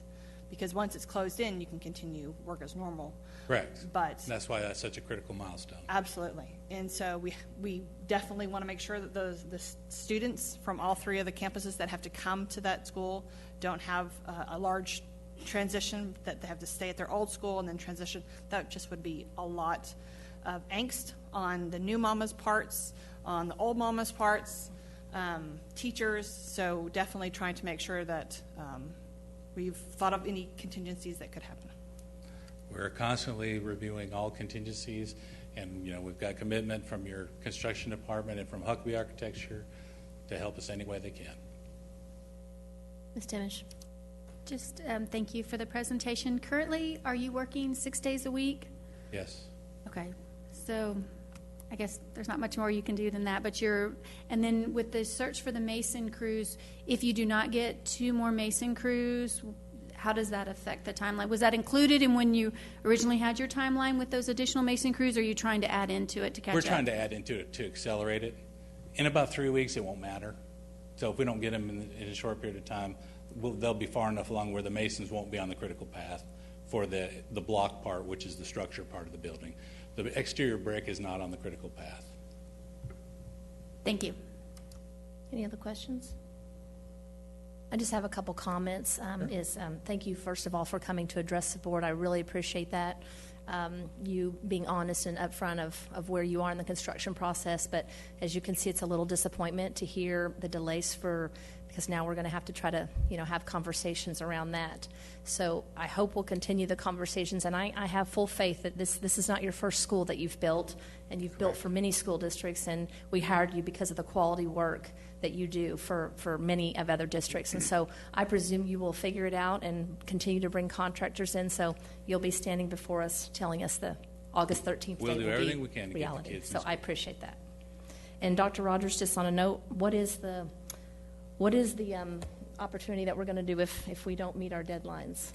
I hope we don't have that conversation. Yeah, I'm not planning to have that conversation. We'll be prepared if that's the case, but our expectation is to start school at Mill Street Elementary on time. So, and I have no doubt that Mr. Moreau and of course our new construction group and our architect, I can assure you that we'll do everything we can from our part as far as coordinating with Balfour Beatty. Ms. Sells. I just know that going into July, it's kind of the time that we take a break. And so I don't want the communication to be lost as to when that opening is going to occur, because we're part of a greater community here. And I would love to go ahead and, if it would be okay with the board, to talk with the Council of PTAs, because we could, in those schools where we have a generous amount of volunteers, come in if we had a timeline of when the teachers were going to move in, and maybe we could go ahead and mobilize some of those people to be ready to assist that moving in, and so that it's not all on the teachers, but it's something that we need to do now and not wait until the summer to happen. And I would love to see teams from across the district to come and help them move in to that building. and show them how the entire district is thrilled at the opportunity these kids are going to have. So just a Suggestion, Ms. Sells. Mr. Miller? I think that's a great idea, and one probably would be helpful whether we're behind or together, especially. Yeah, because the areas will turn over in a phased fashion, so. Yeah, I would just, I think you understand we're concerned. I think you're probably concerned.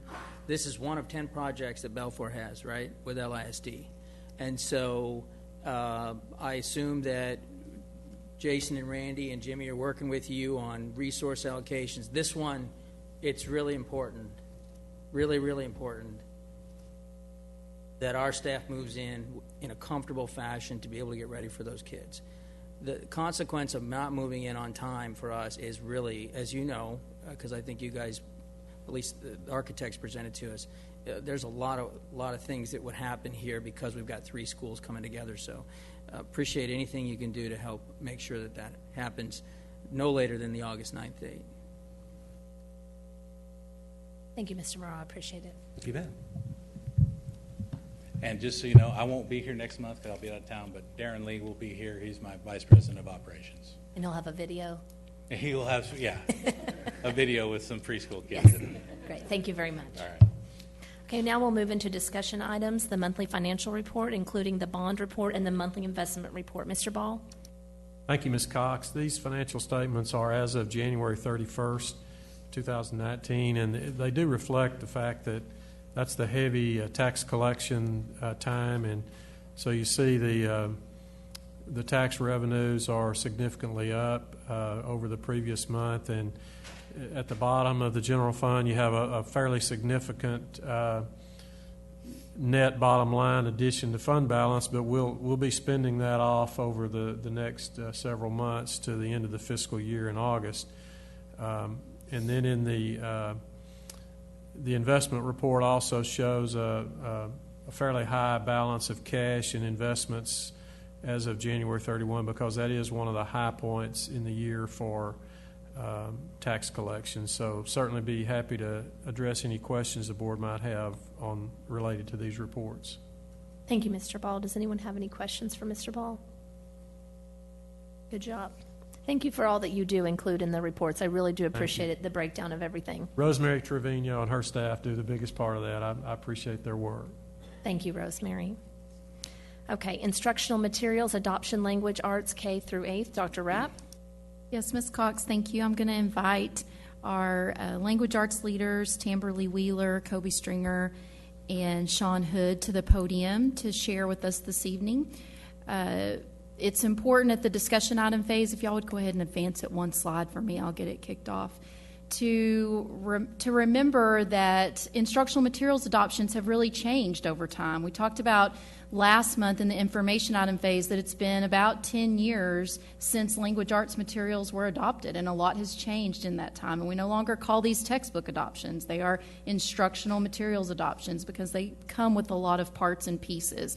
And these leaders that are standing before you are doing a great job leading the teacher committees on looking through all those parts and pieces that are there. So I'm going to let them talk to you a little bit, and then we have a teacher video from the committee members who've been doing some of this hard work of looking through the materials.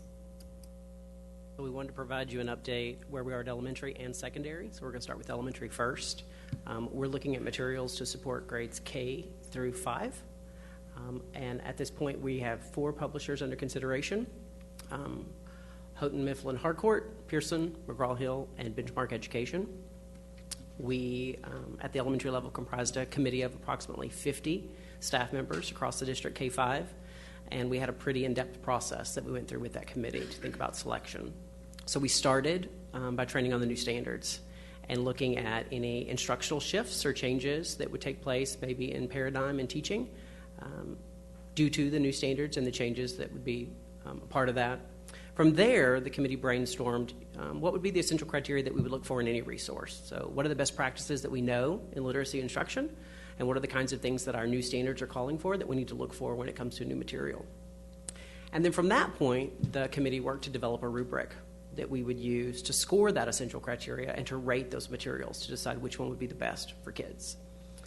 But before we went forward in using the rubric, we decided that it was best what we do. We call it tuning, where we essentially take a rubric and we try it out.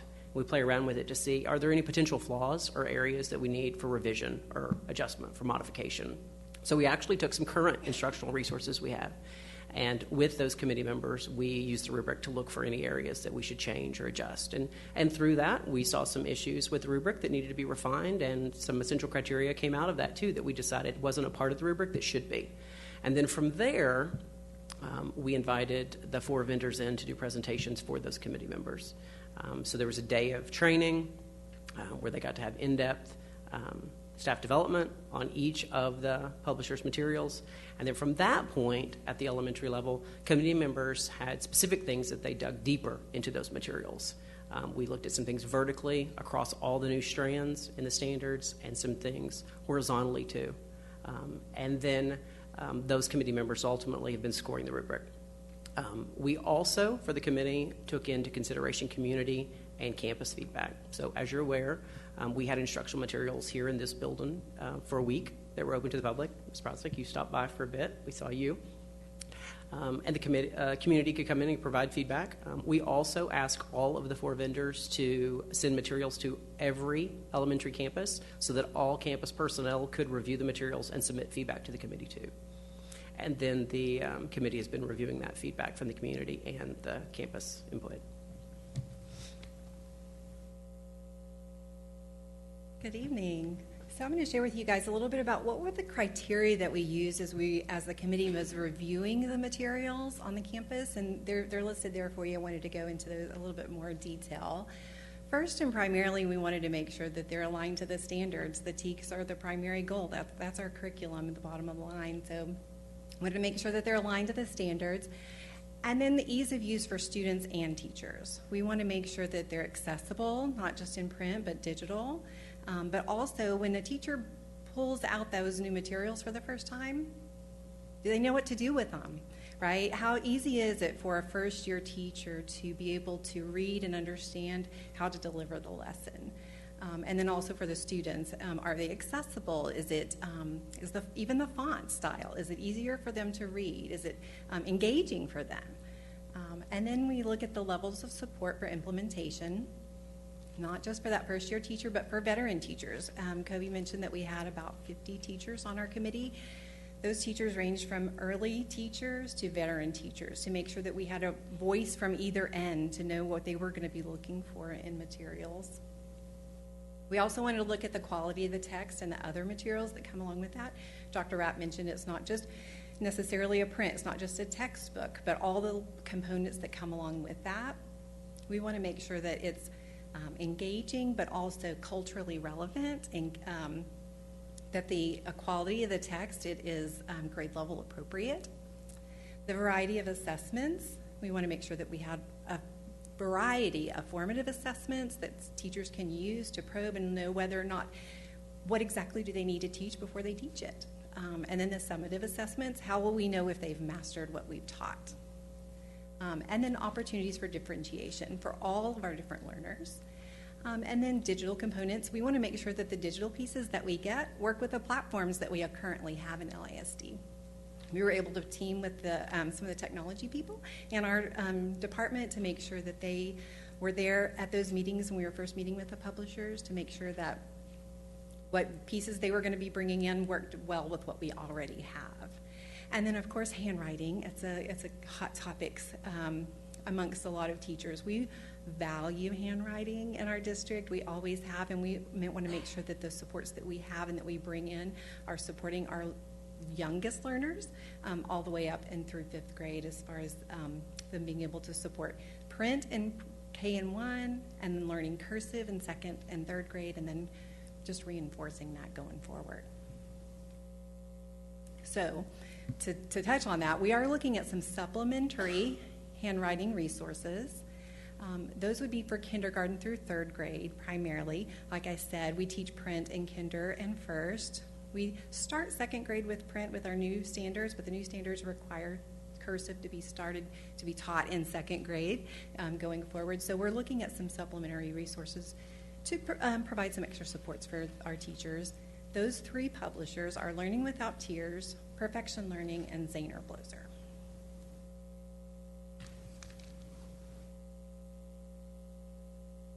I think I hit the wrong button.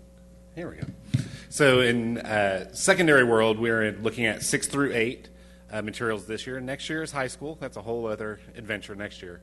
But we're considering College Board, EMC, Hutton Mifflin, Harcourt, McGraw-Hill, Pearson, and Perfection Learning.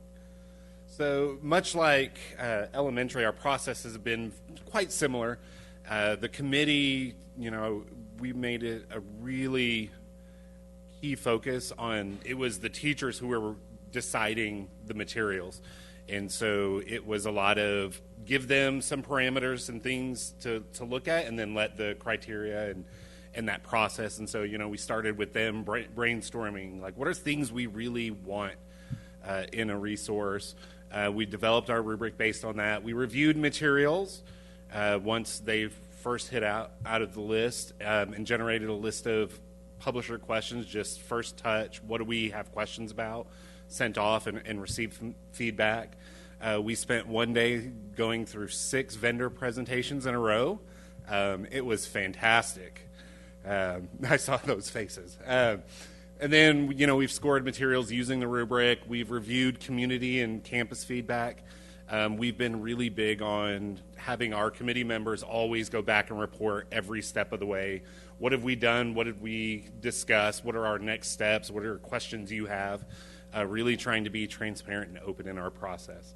So the committee came up with these 6 main criteria we're looking for in our materials: alignment to TEKS and our district ELAR vision of that balanced approach, that integrated approach, scaffolds for all learners, not just those with language or special education needs, but also our advanced students. How do these resources help us push our students and enrich? Easy and accessible digital use. During all of the review, we made a point to make sure that we had teachers on a variety of devices, everything from a cell phone to a Chromebook to a laptop, iPads, using all different browsers and anything possible we could think of, and played around with all of those materials. Variety of texts and resources, thinking about how do we build this complexity across grade levels while also recognizing that we have readers that are below grade level and above, and so do we have resources that hit on both of those that can be used, not just text in the conventional sense, but how are they working in the auditory and the visual and even multimodal text. Things like graphic novels are becoming really big in materials in secondary. Multiple opportunities to read, write, listen, and speak, recognizing that language arts is not just reading and not just writing, but that speaking and listening piece is there. And then the variety of assessment tools to help gauge progress. Multiple times, we're looking at how do we know where kids are in lots of checkpoints, and are there even things like reading inventories built in that can be helpful and that we can help track progress for our learners. So we have prepared a teacher committee video kind of talking about our process, and we'd like to play that for you. Well, we've known for some time that we were going to be getting new standards. The state issued Proclamation 2019 as a result of those standards adoption, which allows us to purchase new materials for our teachers. It's been about 10 years since we've had new materials on all of our campuses. We started the process by pulling together representatives from each campus. At the elementary level, we made sure to have equal representation between K2 and 3-5 teachers. We also included representatives of special populations such as special ed, GT, language acquisition, and also technology. That way we had the proper lens. We were trying to see what ultimately do our kids need and how can we best support that to give them the skills, not only while they're in middle school, but moving forward after that as well. We want a level of transparency so that all teachers feel like they're part of the process, not just the ones who are on that committee as a representative for their own campus. So we solicited input from a lot of people. We wanted to hear, what does the classroom teacher think of these materials? What does the community think? We've really been reviewing materials that have been approved at the state level, things that are going to help support the learning that needs to happen. The committee created their own criteria based on the TEKS and district expectations and vision for ELA. That was a big key. We already have curriculum. We're not writing curriculum. We're trying to find materials that help our curriculum and help teachers to implement the curriculum. There was a vast array of materials that we looked at. It was not just a textbook that we opened up. There were digital components that we looked at. There were charts, there were tablets, there were many different things that we researched and looked through. It's going to help parents, first-year teachers. It's going to help students feel confident in what they're getting from us in our classrooms every day. So I think that's the biggest thing, is that we really put a lot of thought into serving the kids and not bringing in materials that don't align with what we're already trying to do. At the heart of everything that we did, the kids were at the forefront. I enjoyed realizing that there's such a huge diversity of needs in Lewisville ISD and that we need to meet all those needs. To have a voice in where I think that these kids are going and what they need, and I appreciate that they're listening to teachers, that I'm in the classroom, I'm with the kids every single day, and so that I can say, this is what kids need, this is what purpose, they're looking for, the skills they need in order to be successful, and not just successful in the ELA classroom, right, but to have skills that actually transfer over to being a successful human being and productive member of society. It's been a tremendous amount of work, but it really is fun to see what you can do when you get a lot of really amazing teachers in one room, and think about the kinds of things that are going to really make a big change for the life of a kid. So next month, we would be bringing forward the recommendations that the teachers are working on currently. We're happy to take any questions. We're proud in our district that we use teachers not only to write our curriculum, but that we use them to select our resources as well. So thank you for that. Thank you, Dr. Rabb. Does anyone have any questions? Mr. Miller or Ms. Lasan? Let Ms. Lasan go. Thank you. So I'm going to pick a little bit on this cursive hot topic. I just kind of want to understand it a little bit, and this is slightly personal, so I apologize for that. I have a third grader who does not know cursive, and I hear that's coming back. So was that not part of the curriculum for a while, and now they're kind of bringing it back? The state's bringing it back? Help me understand that a little bit. I'd be glad to. Well, cursive is currently in our current standards. Okay. But it starts at third grade and moves up from there. And the new standards that we're going to implement next year, it's moving down to second grade. We'll probably start implementing it about mid-year to give them a semester more of really solidifying their print. And then we'll start moving into cursive. And it will be, the way the standards read right now in second grade, the way they will be, they're going to be writing cursive letters and connecting those letters in second grade, and then they'll move into actual words in third grade, and then fourth and fifth will just be reinforcing the cursive. So what does it look like now, and are we going to need to address mine, who happens to be in third grade, that didn't miss out on second grade stuff? Sure, yeah, so they will definitely have supports in place regardless of what material we adopt. There will be supports in place for them. Currently, we do have resources in the curriculum that support teachers teaching cursive in third grade. It's an Eduphoria. We can support any teacher. They need a direction to look into. But we have resources available. We're just looking, when we're talking about that supplemental piece, to try to find even more materials for them to have that's going to make it just easier for teachers to get their hands on and easier for students to use. Okay, great, thank you. Great presentation, love the videos. Looks like the teachers have fun. I love that they were all involved in this, so thank you. They were great. Mine's going to be a little bit multidimensional. There are 4 quick parts to this. One's going to be, you guys are going to be like, where's he coming from? But Adrian, Karen, Sarah, Dr. Rapp will all know, Mr. Martin, when I get to that point. We worked with we've not selected the materials yet. So when we worked with IT and the different suppliers, we've looked at their apps. From a timing perspective, when will we make the decision to bring them in and pilot the apps so that, and I know, Dr. Rapp, you mentioned that we are doing everything we can to avoid a digits debacle. So when will that happen? Because, we meet in April, if you make a recommendation, I don't know if that goes through another procurement process. We're talking about June, July to bring these in, which doesn't give us time to really test them with students.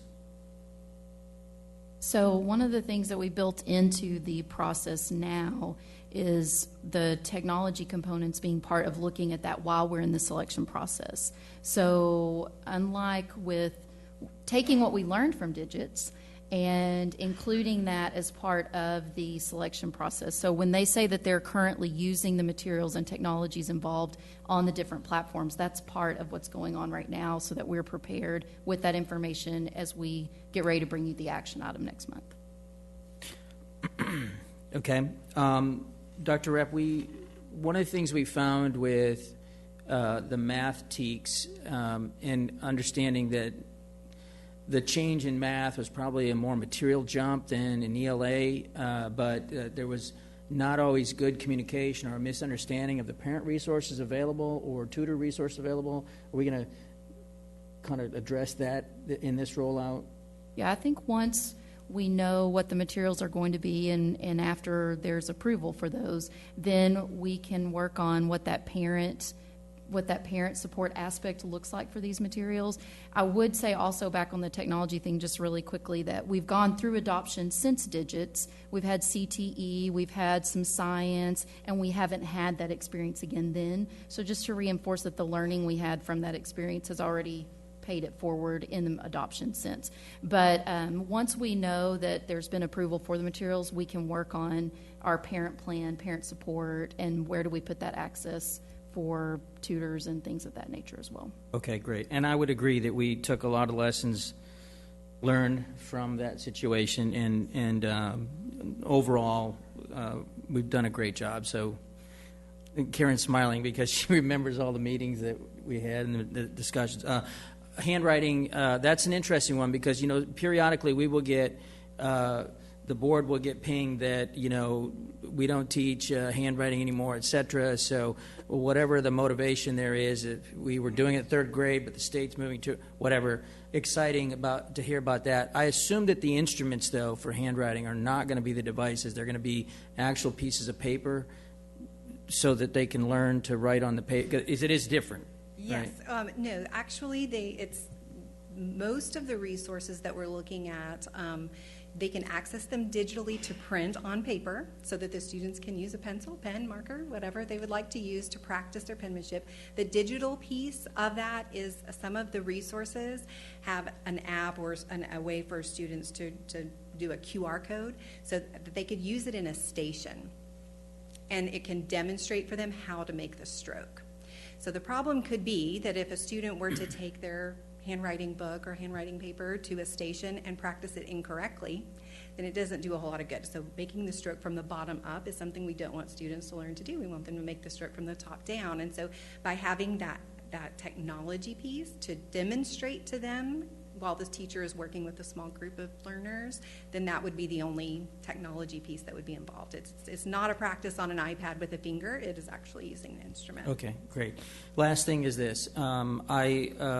I assume that we're going to continue to be mindful of, in the procurement process of instructional materials, that the board's direction a few years ago was to not procure materials that had references to Common Core state standards.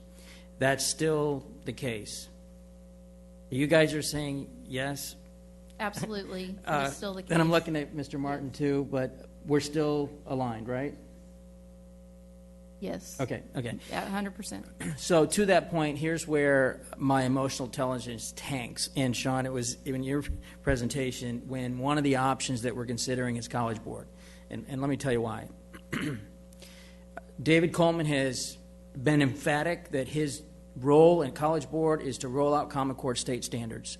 And so let's just say that as an example, we picked, like I think we did, or I don't know if it was a Pearson book, a book from College Board on U.S. Texas history. Remember that? And there you could buy the kind of in the curriculum and therefore adopt the pedagogy around how College Board wants you to teach U.S. history.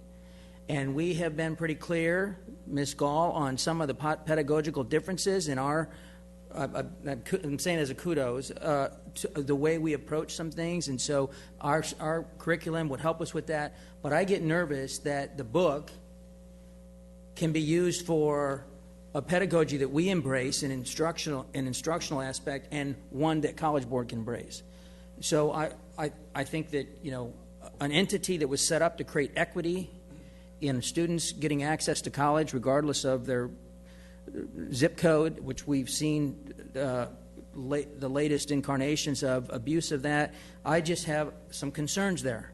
Now, you know, if you guys come back and they're emphatic, so be it. But I'm just saying, I think it's something we need to think about, that the mission of that company that produces those materials is somewhat antithetical to what we are about as it relates to how we approach delivering education against the standards that we've been required to teach to. Yeah, and I hear your concern. One of the things that we had done in secondary to kind of even limit to which ones we're even going to look at, because there are more than 6, is we kind of limited ourselves to, okay, from that state review panel, are they saying 100% alignment to TEKS? Are we seeing the direct TEKS alignment? And so, you know, we're very much aware of that, especially with that publisher. And through all of those criteria, you know, the teachers are being very, it's been amazing to watch these teachers review the materials and the thought they're putting into and really trying to be true to what we need the materials to be, both aligned to TEKS, but also what we believe. And so I know that similar concerns are concerns that they have. So, yeah. Ms. Sells, do you have anything? I just wanted to echo his sentiments on the Common Core, and that was one of my questions also. And then, how were the teachers selected? And first of all, I want to say I appreciate the breadth and depth of those teachers across the board. But how were they selected? Was it? Can you kind of do that? Kind of tell me about that. Yeah, I'll speak for secondary. So, what happened in August, September is I put out a call for teachers who were interested in serving on the committee to be their campus representative first, and then went from there. If there were campuses that had more than one who requested, then we tended to defer to who had been previous curriculum writers, just since they knew the kinds of things we were doing. Other than that, then, if we didn't have someone from, like, I think there were a couple campuses that initially didn't have someone, we went and worked with the department chair, the campus principal, on who would be a good representative. We're looking for someone who could fill this type of role. We incorporated someone from ESL, from GT, from SPED, and so a lot of it was voluntary on the teacher's perspective, and we had a really good response. There were several campuses who wanted to have more, but the more you get, kind of the harder the process gets, at least for us. You know, when we have more than one at every campus, for us it gets a little hairy, and so we tried to use voluntary and then seek out through the principal, through curriculum writers, et cetera. And so with that voluntary piece, when did y'all meet? Well, we have met 3 times. 3 times. We met December, once the publisher lists had come out and the materials started arriving, and then January, February. And do you do that after the school day? We did during the school day, and we had some funds to help pay for the subs for that. Okay, appreciate that. And then, go ahead. Clarify, at the elementary level, because we have 40 elementary schools, we looked across the board to find true campus leaders. And so we tried to be very purposeful that we had novice teachers on our committee who had only taught a few years, to teachers who had served for about 30 years. And we also took into consideration dual language and Spanish immersion. And we made sure that we had a representative at every grade level there, so that we could look at it from 2 lenses, because we wanted to make sure that the text in Spanish was also authentic and culturally relevant too, and not just a translation of English. I thank you for that. Just wanted to make sure too that once this has moved through, that we're going to make those materials available online. We talked about that, how our parents sometimes find it hard, even when you all go to the effort of making materials available for them to review. Just want to make sure that we're going to make those materials reviewed online The available? one after the ones that are selected that are Right, approved. after the ones that are selected and approved. So what we'll do is we'll be able to provide whatever parent materials are available to be provided on the internet that don't violate copyright.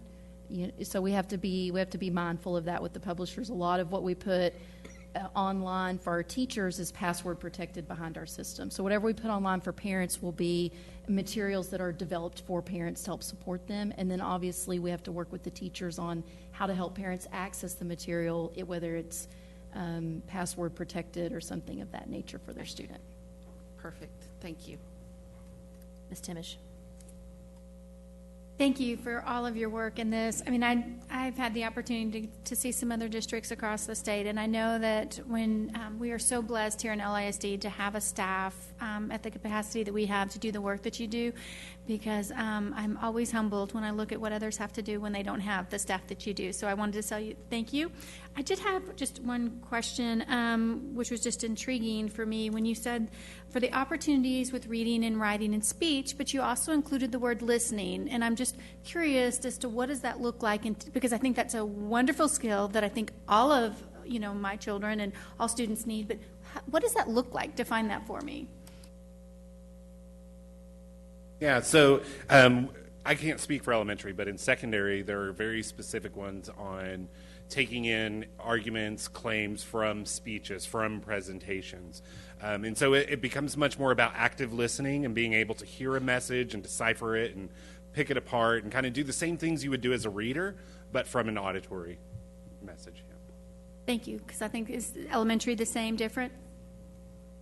Starts as young as kindergarten. We learn how to ask a question and listen for an answer rather than, does anybody have a question? I have a dog, right? So just learning the difference between questions and answers, and then also learning how to listen to one another. And there's a new standard in our TEKS that talks about social communication and looking at someone in the eye and introducing yourself, and those go all the way through in elementary. So we're really excited about implementing those in our new curriculum.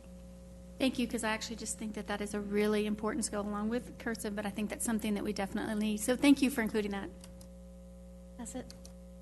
I want to reiterate what Mrs. Timish said. I really, really do appreciate all of the work you do, because really you could sit up and decide what the district chose all by yourself, and that would not be an all-inclusive process. And really throughout the years, I would like to commend Dr. Rapp. The process has morphed and gotten so much richer for our students, even including with the technology piece, just to make sure that we don't have another kerfuffle when we adopt something. The inclusive amount of teachers that you choose to have on the committee, everything that you do, you could even see that it's directly tied to student learning. You're making sure that y'all are there to make sure that the curriculum piece ties to the textbook piece, and so that thing that we're spending money on isn't just laying there for nothing. That is a tool that they actually can learn with. So I greatly appreciate that, because I know that can be one thing that can help some of those novice teachers figure out what to do if they have the right tool. So the amount of work that you've actually put into this is greatly appreciated, not only just for the students, but for the teachers, for the parents, and for the community. So I've visited other districts around the state. I don't know for sure how they do this, but I'm pretty sure y'all are stellar. So thank you. Prosnick. So I concur with everything my colleagues have said, and I appreciate the presentation. As you mentioned, I did stop by, and I played with things a little bit. But what I want to say, Ms. Wheeler was there, and I actually got a chance to talk to some of the K through 2 teachers as they were looking through some of the textbooks. And I said, show me exactly what you're looking for. And they were very thoughtful in their process. When I tell you they were going through textbooks page by page, that they were looking at some of the digital components screen by screen, if you will. It was a daunting process as I stood in that room and saw all of that material. So kudos for getting through it, really. It is an amazing undertaking. But the thoughtfulness, And I believe the K through 2 teachers that I was there were a dual language teacher. One of them was a dual language teacher. And one of the things that she was talking about, it was a picture. I'll never forget this book. It was a textbook, and she goes, I'm not really a fan of this because it just has pictures. It doesn't have any words on it. And it's important, and this was for a kindergarten class. She goes, it's so important for it to have actual language on the page. And so I want the board and in our community to know it wasn't just a flip through. It wasn't just, we're just going to look at chapter 2. This truly was a page by page. And it is so appreciated because in the end, who benefits are our students. And that's really what it's all about. So thank you so much for your hard work. Well, I think you can see the board is very appreciative of all the work that you put into it, how you involve the community, our teachers, and is a well thought through process. So again, thank you on behalf of the board. But I do have one question. With the iPads and the digital components that we have, how do you have a nice balance of the textbooks regarding elementary school where they need to do the writing, they need to learn some of that as we work towards more of the digital era through the middle school process? How do you have a balance of textbooks to the digital component? Well, one thing that's a standards change is that we have a strand now that addresses something that's considered, the term is called multimodal, that kids live in a different age than previously, and that they need to actually touch the pages in a book, but they also need to interact with other types of media too. So our standards call for a blend of that now, not heavy on media and disregard of anything that would be paper or tangible that a student could touch and use, but that we should have more of a blend of that with our new standards. And so that's what we're hopeful for with the resources that the committee will select. And Ms. Cox, I think what I would add to that is just one of the things we haven't done with any adoption is do the online only, which some school districts do in order to possibly save money. And we've been very thoughtful about a plan that combines print and online resources so that our classrooms and our students have access to both types of materials. I'm very appreciative of that because I feel that our students need both a blend of that. But thank you very much, Ms. Hassett. One thing also, there's a bill that actually addresses a lot of that right now. So you could encourage yours. Oh, I forgot the bill number. House Bill 446. I'm probably lying. I'll check and I'll let y'all know. But there's a bill out there by Representative King that addresses try to shorten the TEKS to be taught in a year. It also discusses the IMA adoption, that when they decide to review the TEKS, that it actually has to match the IMA adoption, no more funds than can be. So there's a lot of good parts to this bill, and if we can get some teachers to encourage Representative King to push this bill along. Last time we went all the way to the governor, and the governor vetoed it. Because he thought it included Common Core, even though at the time we actually have a law in Texas that says we can't include Common Core standards. So if we can get teachers involved in pushing this, it will be very helpful. So I will get that information to you so you can just spread the word to them to contact their representative if they so choose, to encourage this bill to be moved along. Thank you very much. We appreciate your presentation. Okay, employee referral incentive, Dr. Bonner. Yes, ma'am. Good evening, Ms. Cox, Dr. Rogers, board members. We are bringing to you tonight for discussion our employee referral incentive. We've done this for the past couple of years, and we're presenting it to you again this evening for the coming school recruitment season. If you'll recall, this is focused on hard-to-fill areas, bilingual teachers and aides, high-needs special education teachers and aides in the AVLS, FLS, BIC, and COM classrooms, and then teachers of American Sign Language. And if you will recollect, this incentivizes teachers to tap into their professional and personal networks to recommend staff to us. And those individuals who do so between June 1 and September 1, for each teacher that is hired, we provide a $250 amount, and for each aide that is hired, we provide a $150 amount to those individuals. The past couple of years, we've had right around 15 or so individuals hired in this fashion, and one of you, and I don't recall who it was, asked a great question: what's the retention been like? The retention this year's been 100%, and the previous year we've lost a couple of aides. So, knock on wood, I would say it's better than typical recruitment. Small universe, though. So we'd like to go at it again this year, ramp ramp up our efforts to publicize and see what we can do again this year in this endeavor. Thank you, Dr. Bonner. Are there any questions? Okay, great job. Thank you. We're going to move now to our action items. Consider approval of meal price increase for the 2019-2020 school year. Mr. Ball? Thank you, Ms. Cox. And the board may recall that this is an item we discussed at the work session earlier this month. We are lacking the guidance that's been historically provided by the federal government called the paid lunch equity tool. And but we anticipate that when it's released, and if it's released, that the guidance would be similar to what it's been in the past. And so based on that and the budget that's the next item on the agenda related to the renewal of the Aramark management contract, we're recommending that the board authorize a meal price increase of 5 cents. That's anticipated to bring in approximately $92,700 in additional revenue.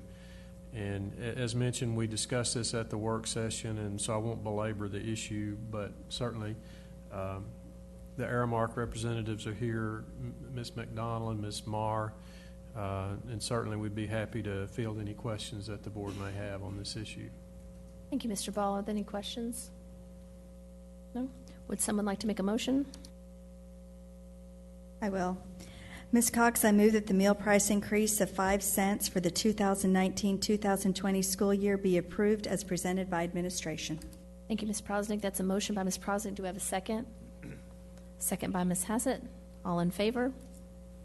That's 7-0. Motion carries. Yes, Dr. Rogers. And Mr. Ball, just for clarification for folks, because of this tool, it's not an option to. Thank you, Dr. Would Rogers. you address that? That is correct. This is the purpose of that paid lunch equity tool is to ensure that districts are not subsidizing the paid lunch program with the free and reduced revenues. And so it is a calculation that we're required to do, and based on the outcome of those calculations, we must increase the prices to a level equivalent to what the result of those calculations are. Thank you, Dr. Rogers. Consider approval for the renewal of the RFP 2389-15 food service management contract. Mr. Ball? Thank you, Ms. Cox. This is the Aramark Educational Services contract. They, as the board knows, they manage our child nutrition operations on behalf of the district. They've done so for about 19 years. This is the final renewal of the current bid that's mentioned in the agenda item. So we will be required to rebid this item next year. And it is our recommendation that the board authorize the renewal of this contract. And as mentioned, the budget that's associated with this does include the meal price revenues that the board just adopted. It also provides a guaranteed return of $1,491,000 to the program. And so we do believe Aramark's done a great job for us over the years, and we do recommend the board approve this item, and we'd certainly be happy to answer any questions the board might have. Thank you, Mr. Ball. Any questions? Mr. Miller? Yeah, I just not going to go through any specific numbers, Mr. Ball, but I don't know if you got an email from me earlier. I'm just trying to think. We've got the amount of revenue that comes in based on the meal price and the number of meals.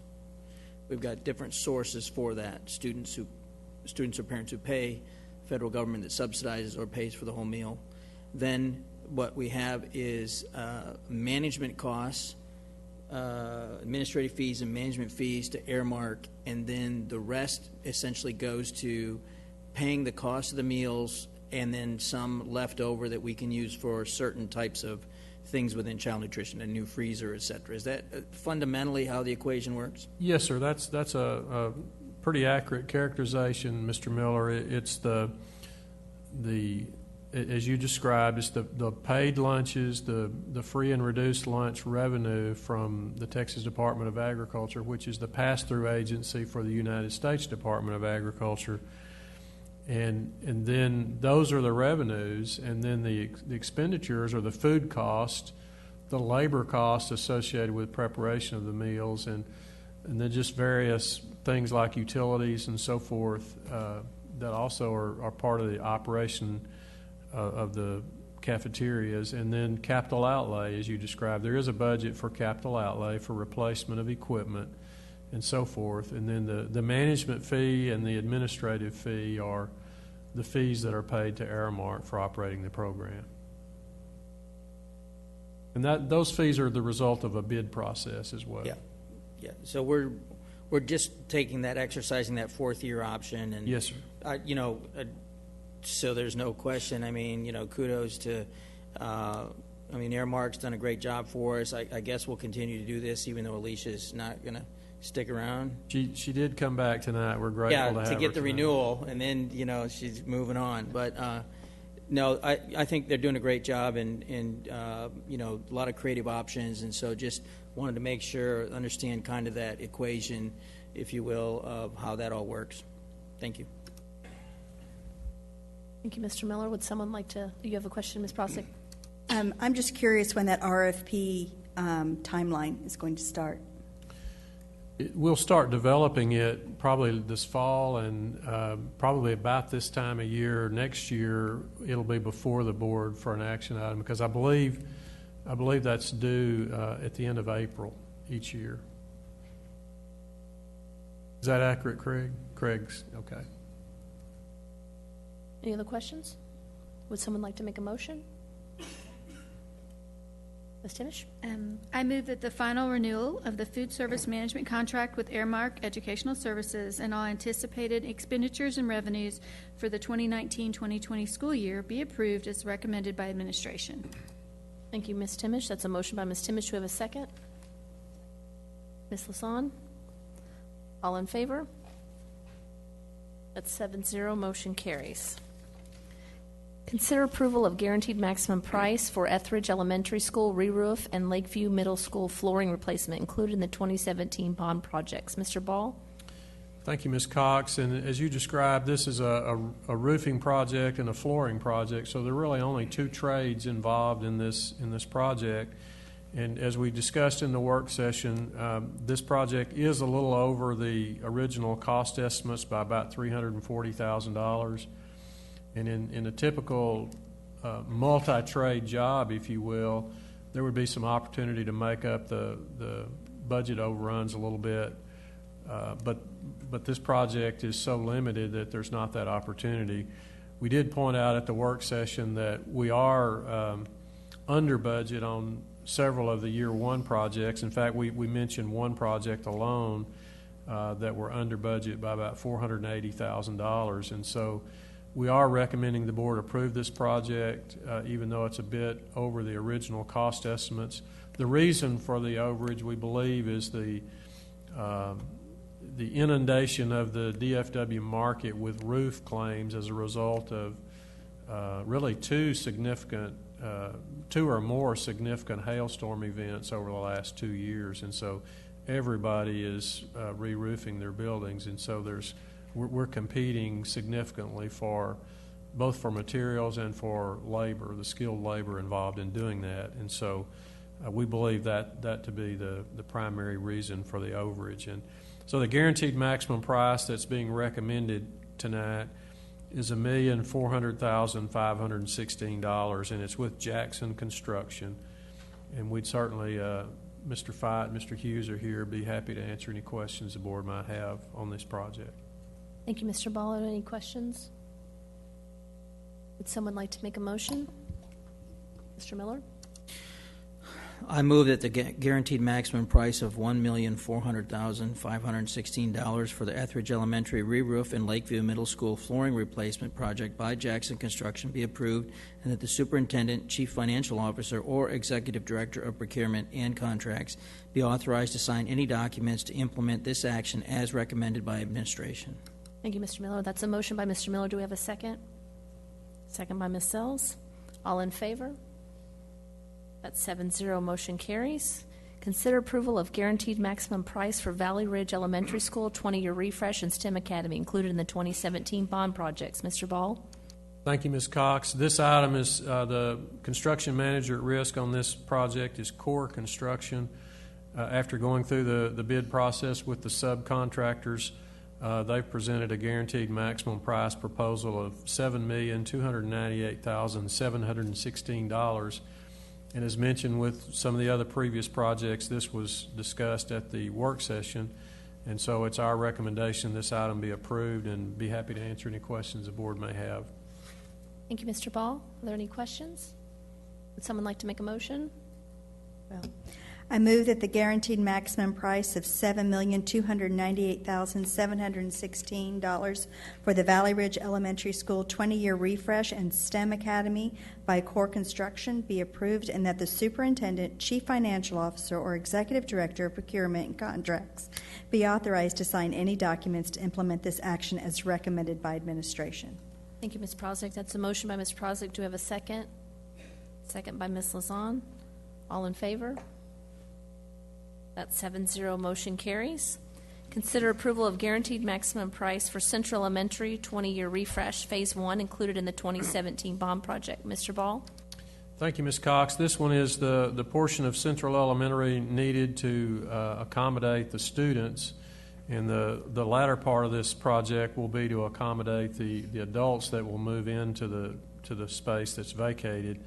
So this is the Phase 1 portion of that work at Central. It's Core Construction is the CM at risk, and the guaranteed maximum price proposal is $1,768,539. And it's our recommendation the board approve this, and we'd be pleased to address any questions the board may have. Thank you, Mr. Ball. Are there any questions? Someone like to make a motion? I'll make the motion. I move that the guaranteed maximum price of $1,768,539 for the Central Elementary School 20-year refresh, Phase 1 by Core Construction be approved, and that the superintendent, chief financial officer, or executive director of procurement and contracts be authorized to sign any documents to implement this action as recommended by administration. Thank you, Ms. Sells. That's a motion by Ms. Sells. Do we have a second? Second by Ms. Hassett. All in favor? That 7-0 motion carries. Consider approval of guaranteed maximum price for Hedrick Middle School site work included in the 2017 bond projects. Mr. Ball? Thank you, Ms. Cox. This is also a Phase 1 of the Hedrick Middle School project. It's for the site package. And as we discussed at the work session, it's so the contractor can get started with the pier holes that will be needed to support the foundation. That's Pogue Construction, and the guaranteed maximum price proposal for this portion of the work is $5,251,118. And the remainder of the guaranteed maximum price will be presented at a future meeting, and it is our recommendation that the board approve this Phase 1 guaranteed maximum price. Thank you, Mr. Ball. Does anyone have any questions? No? Would someone like to make a motion? Mr. Miller? I enthusiastically move that the guaranteed maximum price of $5,251,118 for the Hedrick Middle School Phase 1 site package by Pogue Construction be approved, and that the superintendent, chief financial officer, or executive director of procurement and contracts be authorized to sign any documents to implement this action as recommended by administration. Thank you, Mr. Miller. That's a motion by Mr. Miller. Do we have a second? Second by Ms. Prosnick. All in favor? That 7-0 motion carries. Consider approval of data center network refresh project, cooperative contract. Mr. Ball? Thank you, Ms. Cox. This is a project I think we've talked about multiple times in work sessions and as an information item earlier. This is a portion of the wide area network refresh category of projects that were included in the 2017 bond package.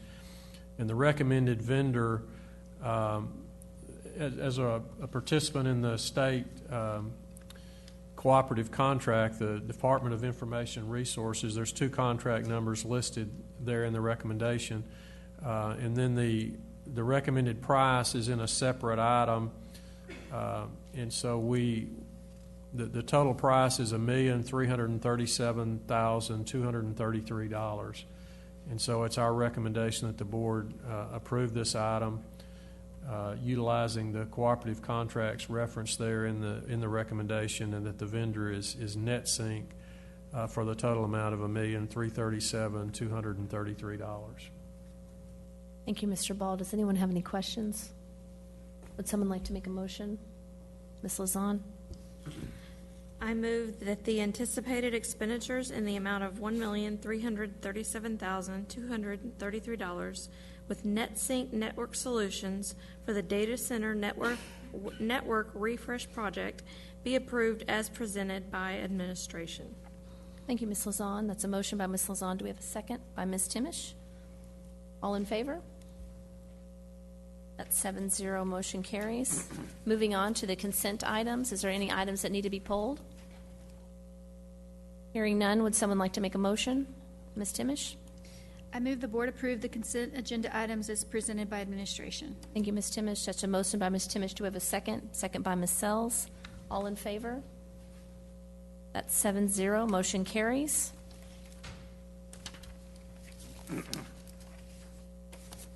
Okay. The next on the agenda item is to consider a Level 3 student grievance appeal. If at any time the board is to hear a matter involving a student, the matter must be heard in closed session pursuant to the Texas Government Code Section 5510821. We will therefore move into closed session at this time to hear the Level 3 student grievance appeal. The time is now 9:38.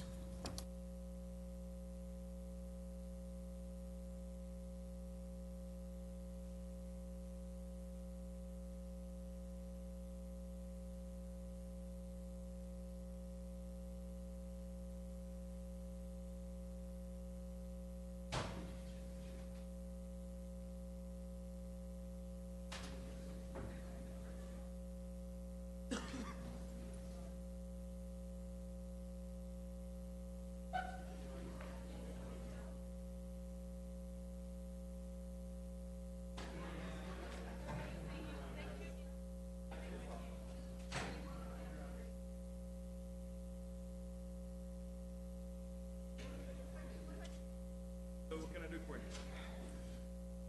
Pursuing a story about the voting rights laws. Okay. I see it as kind of a two-pronged issue because there's a legal side, but there's also sort of the cultural.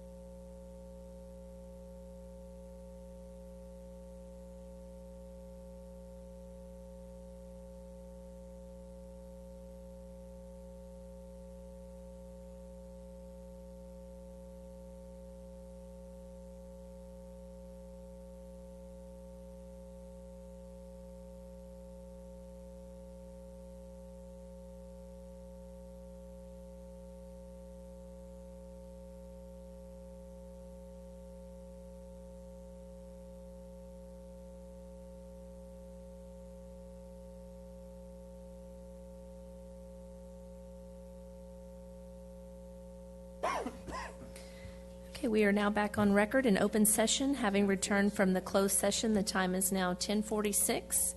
Does any board member have a motion regarding the student grievance appeal? I do, Ms. Cox. I move to uphold the Level 2 decision of administration for the Level 3 grievance appeal hearing. Thank you. That's a motion by Ms. Prosnick. Do we have a second? Second by Ms. Hassett. All in favor?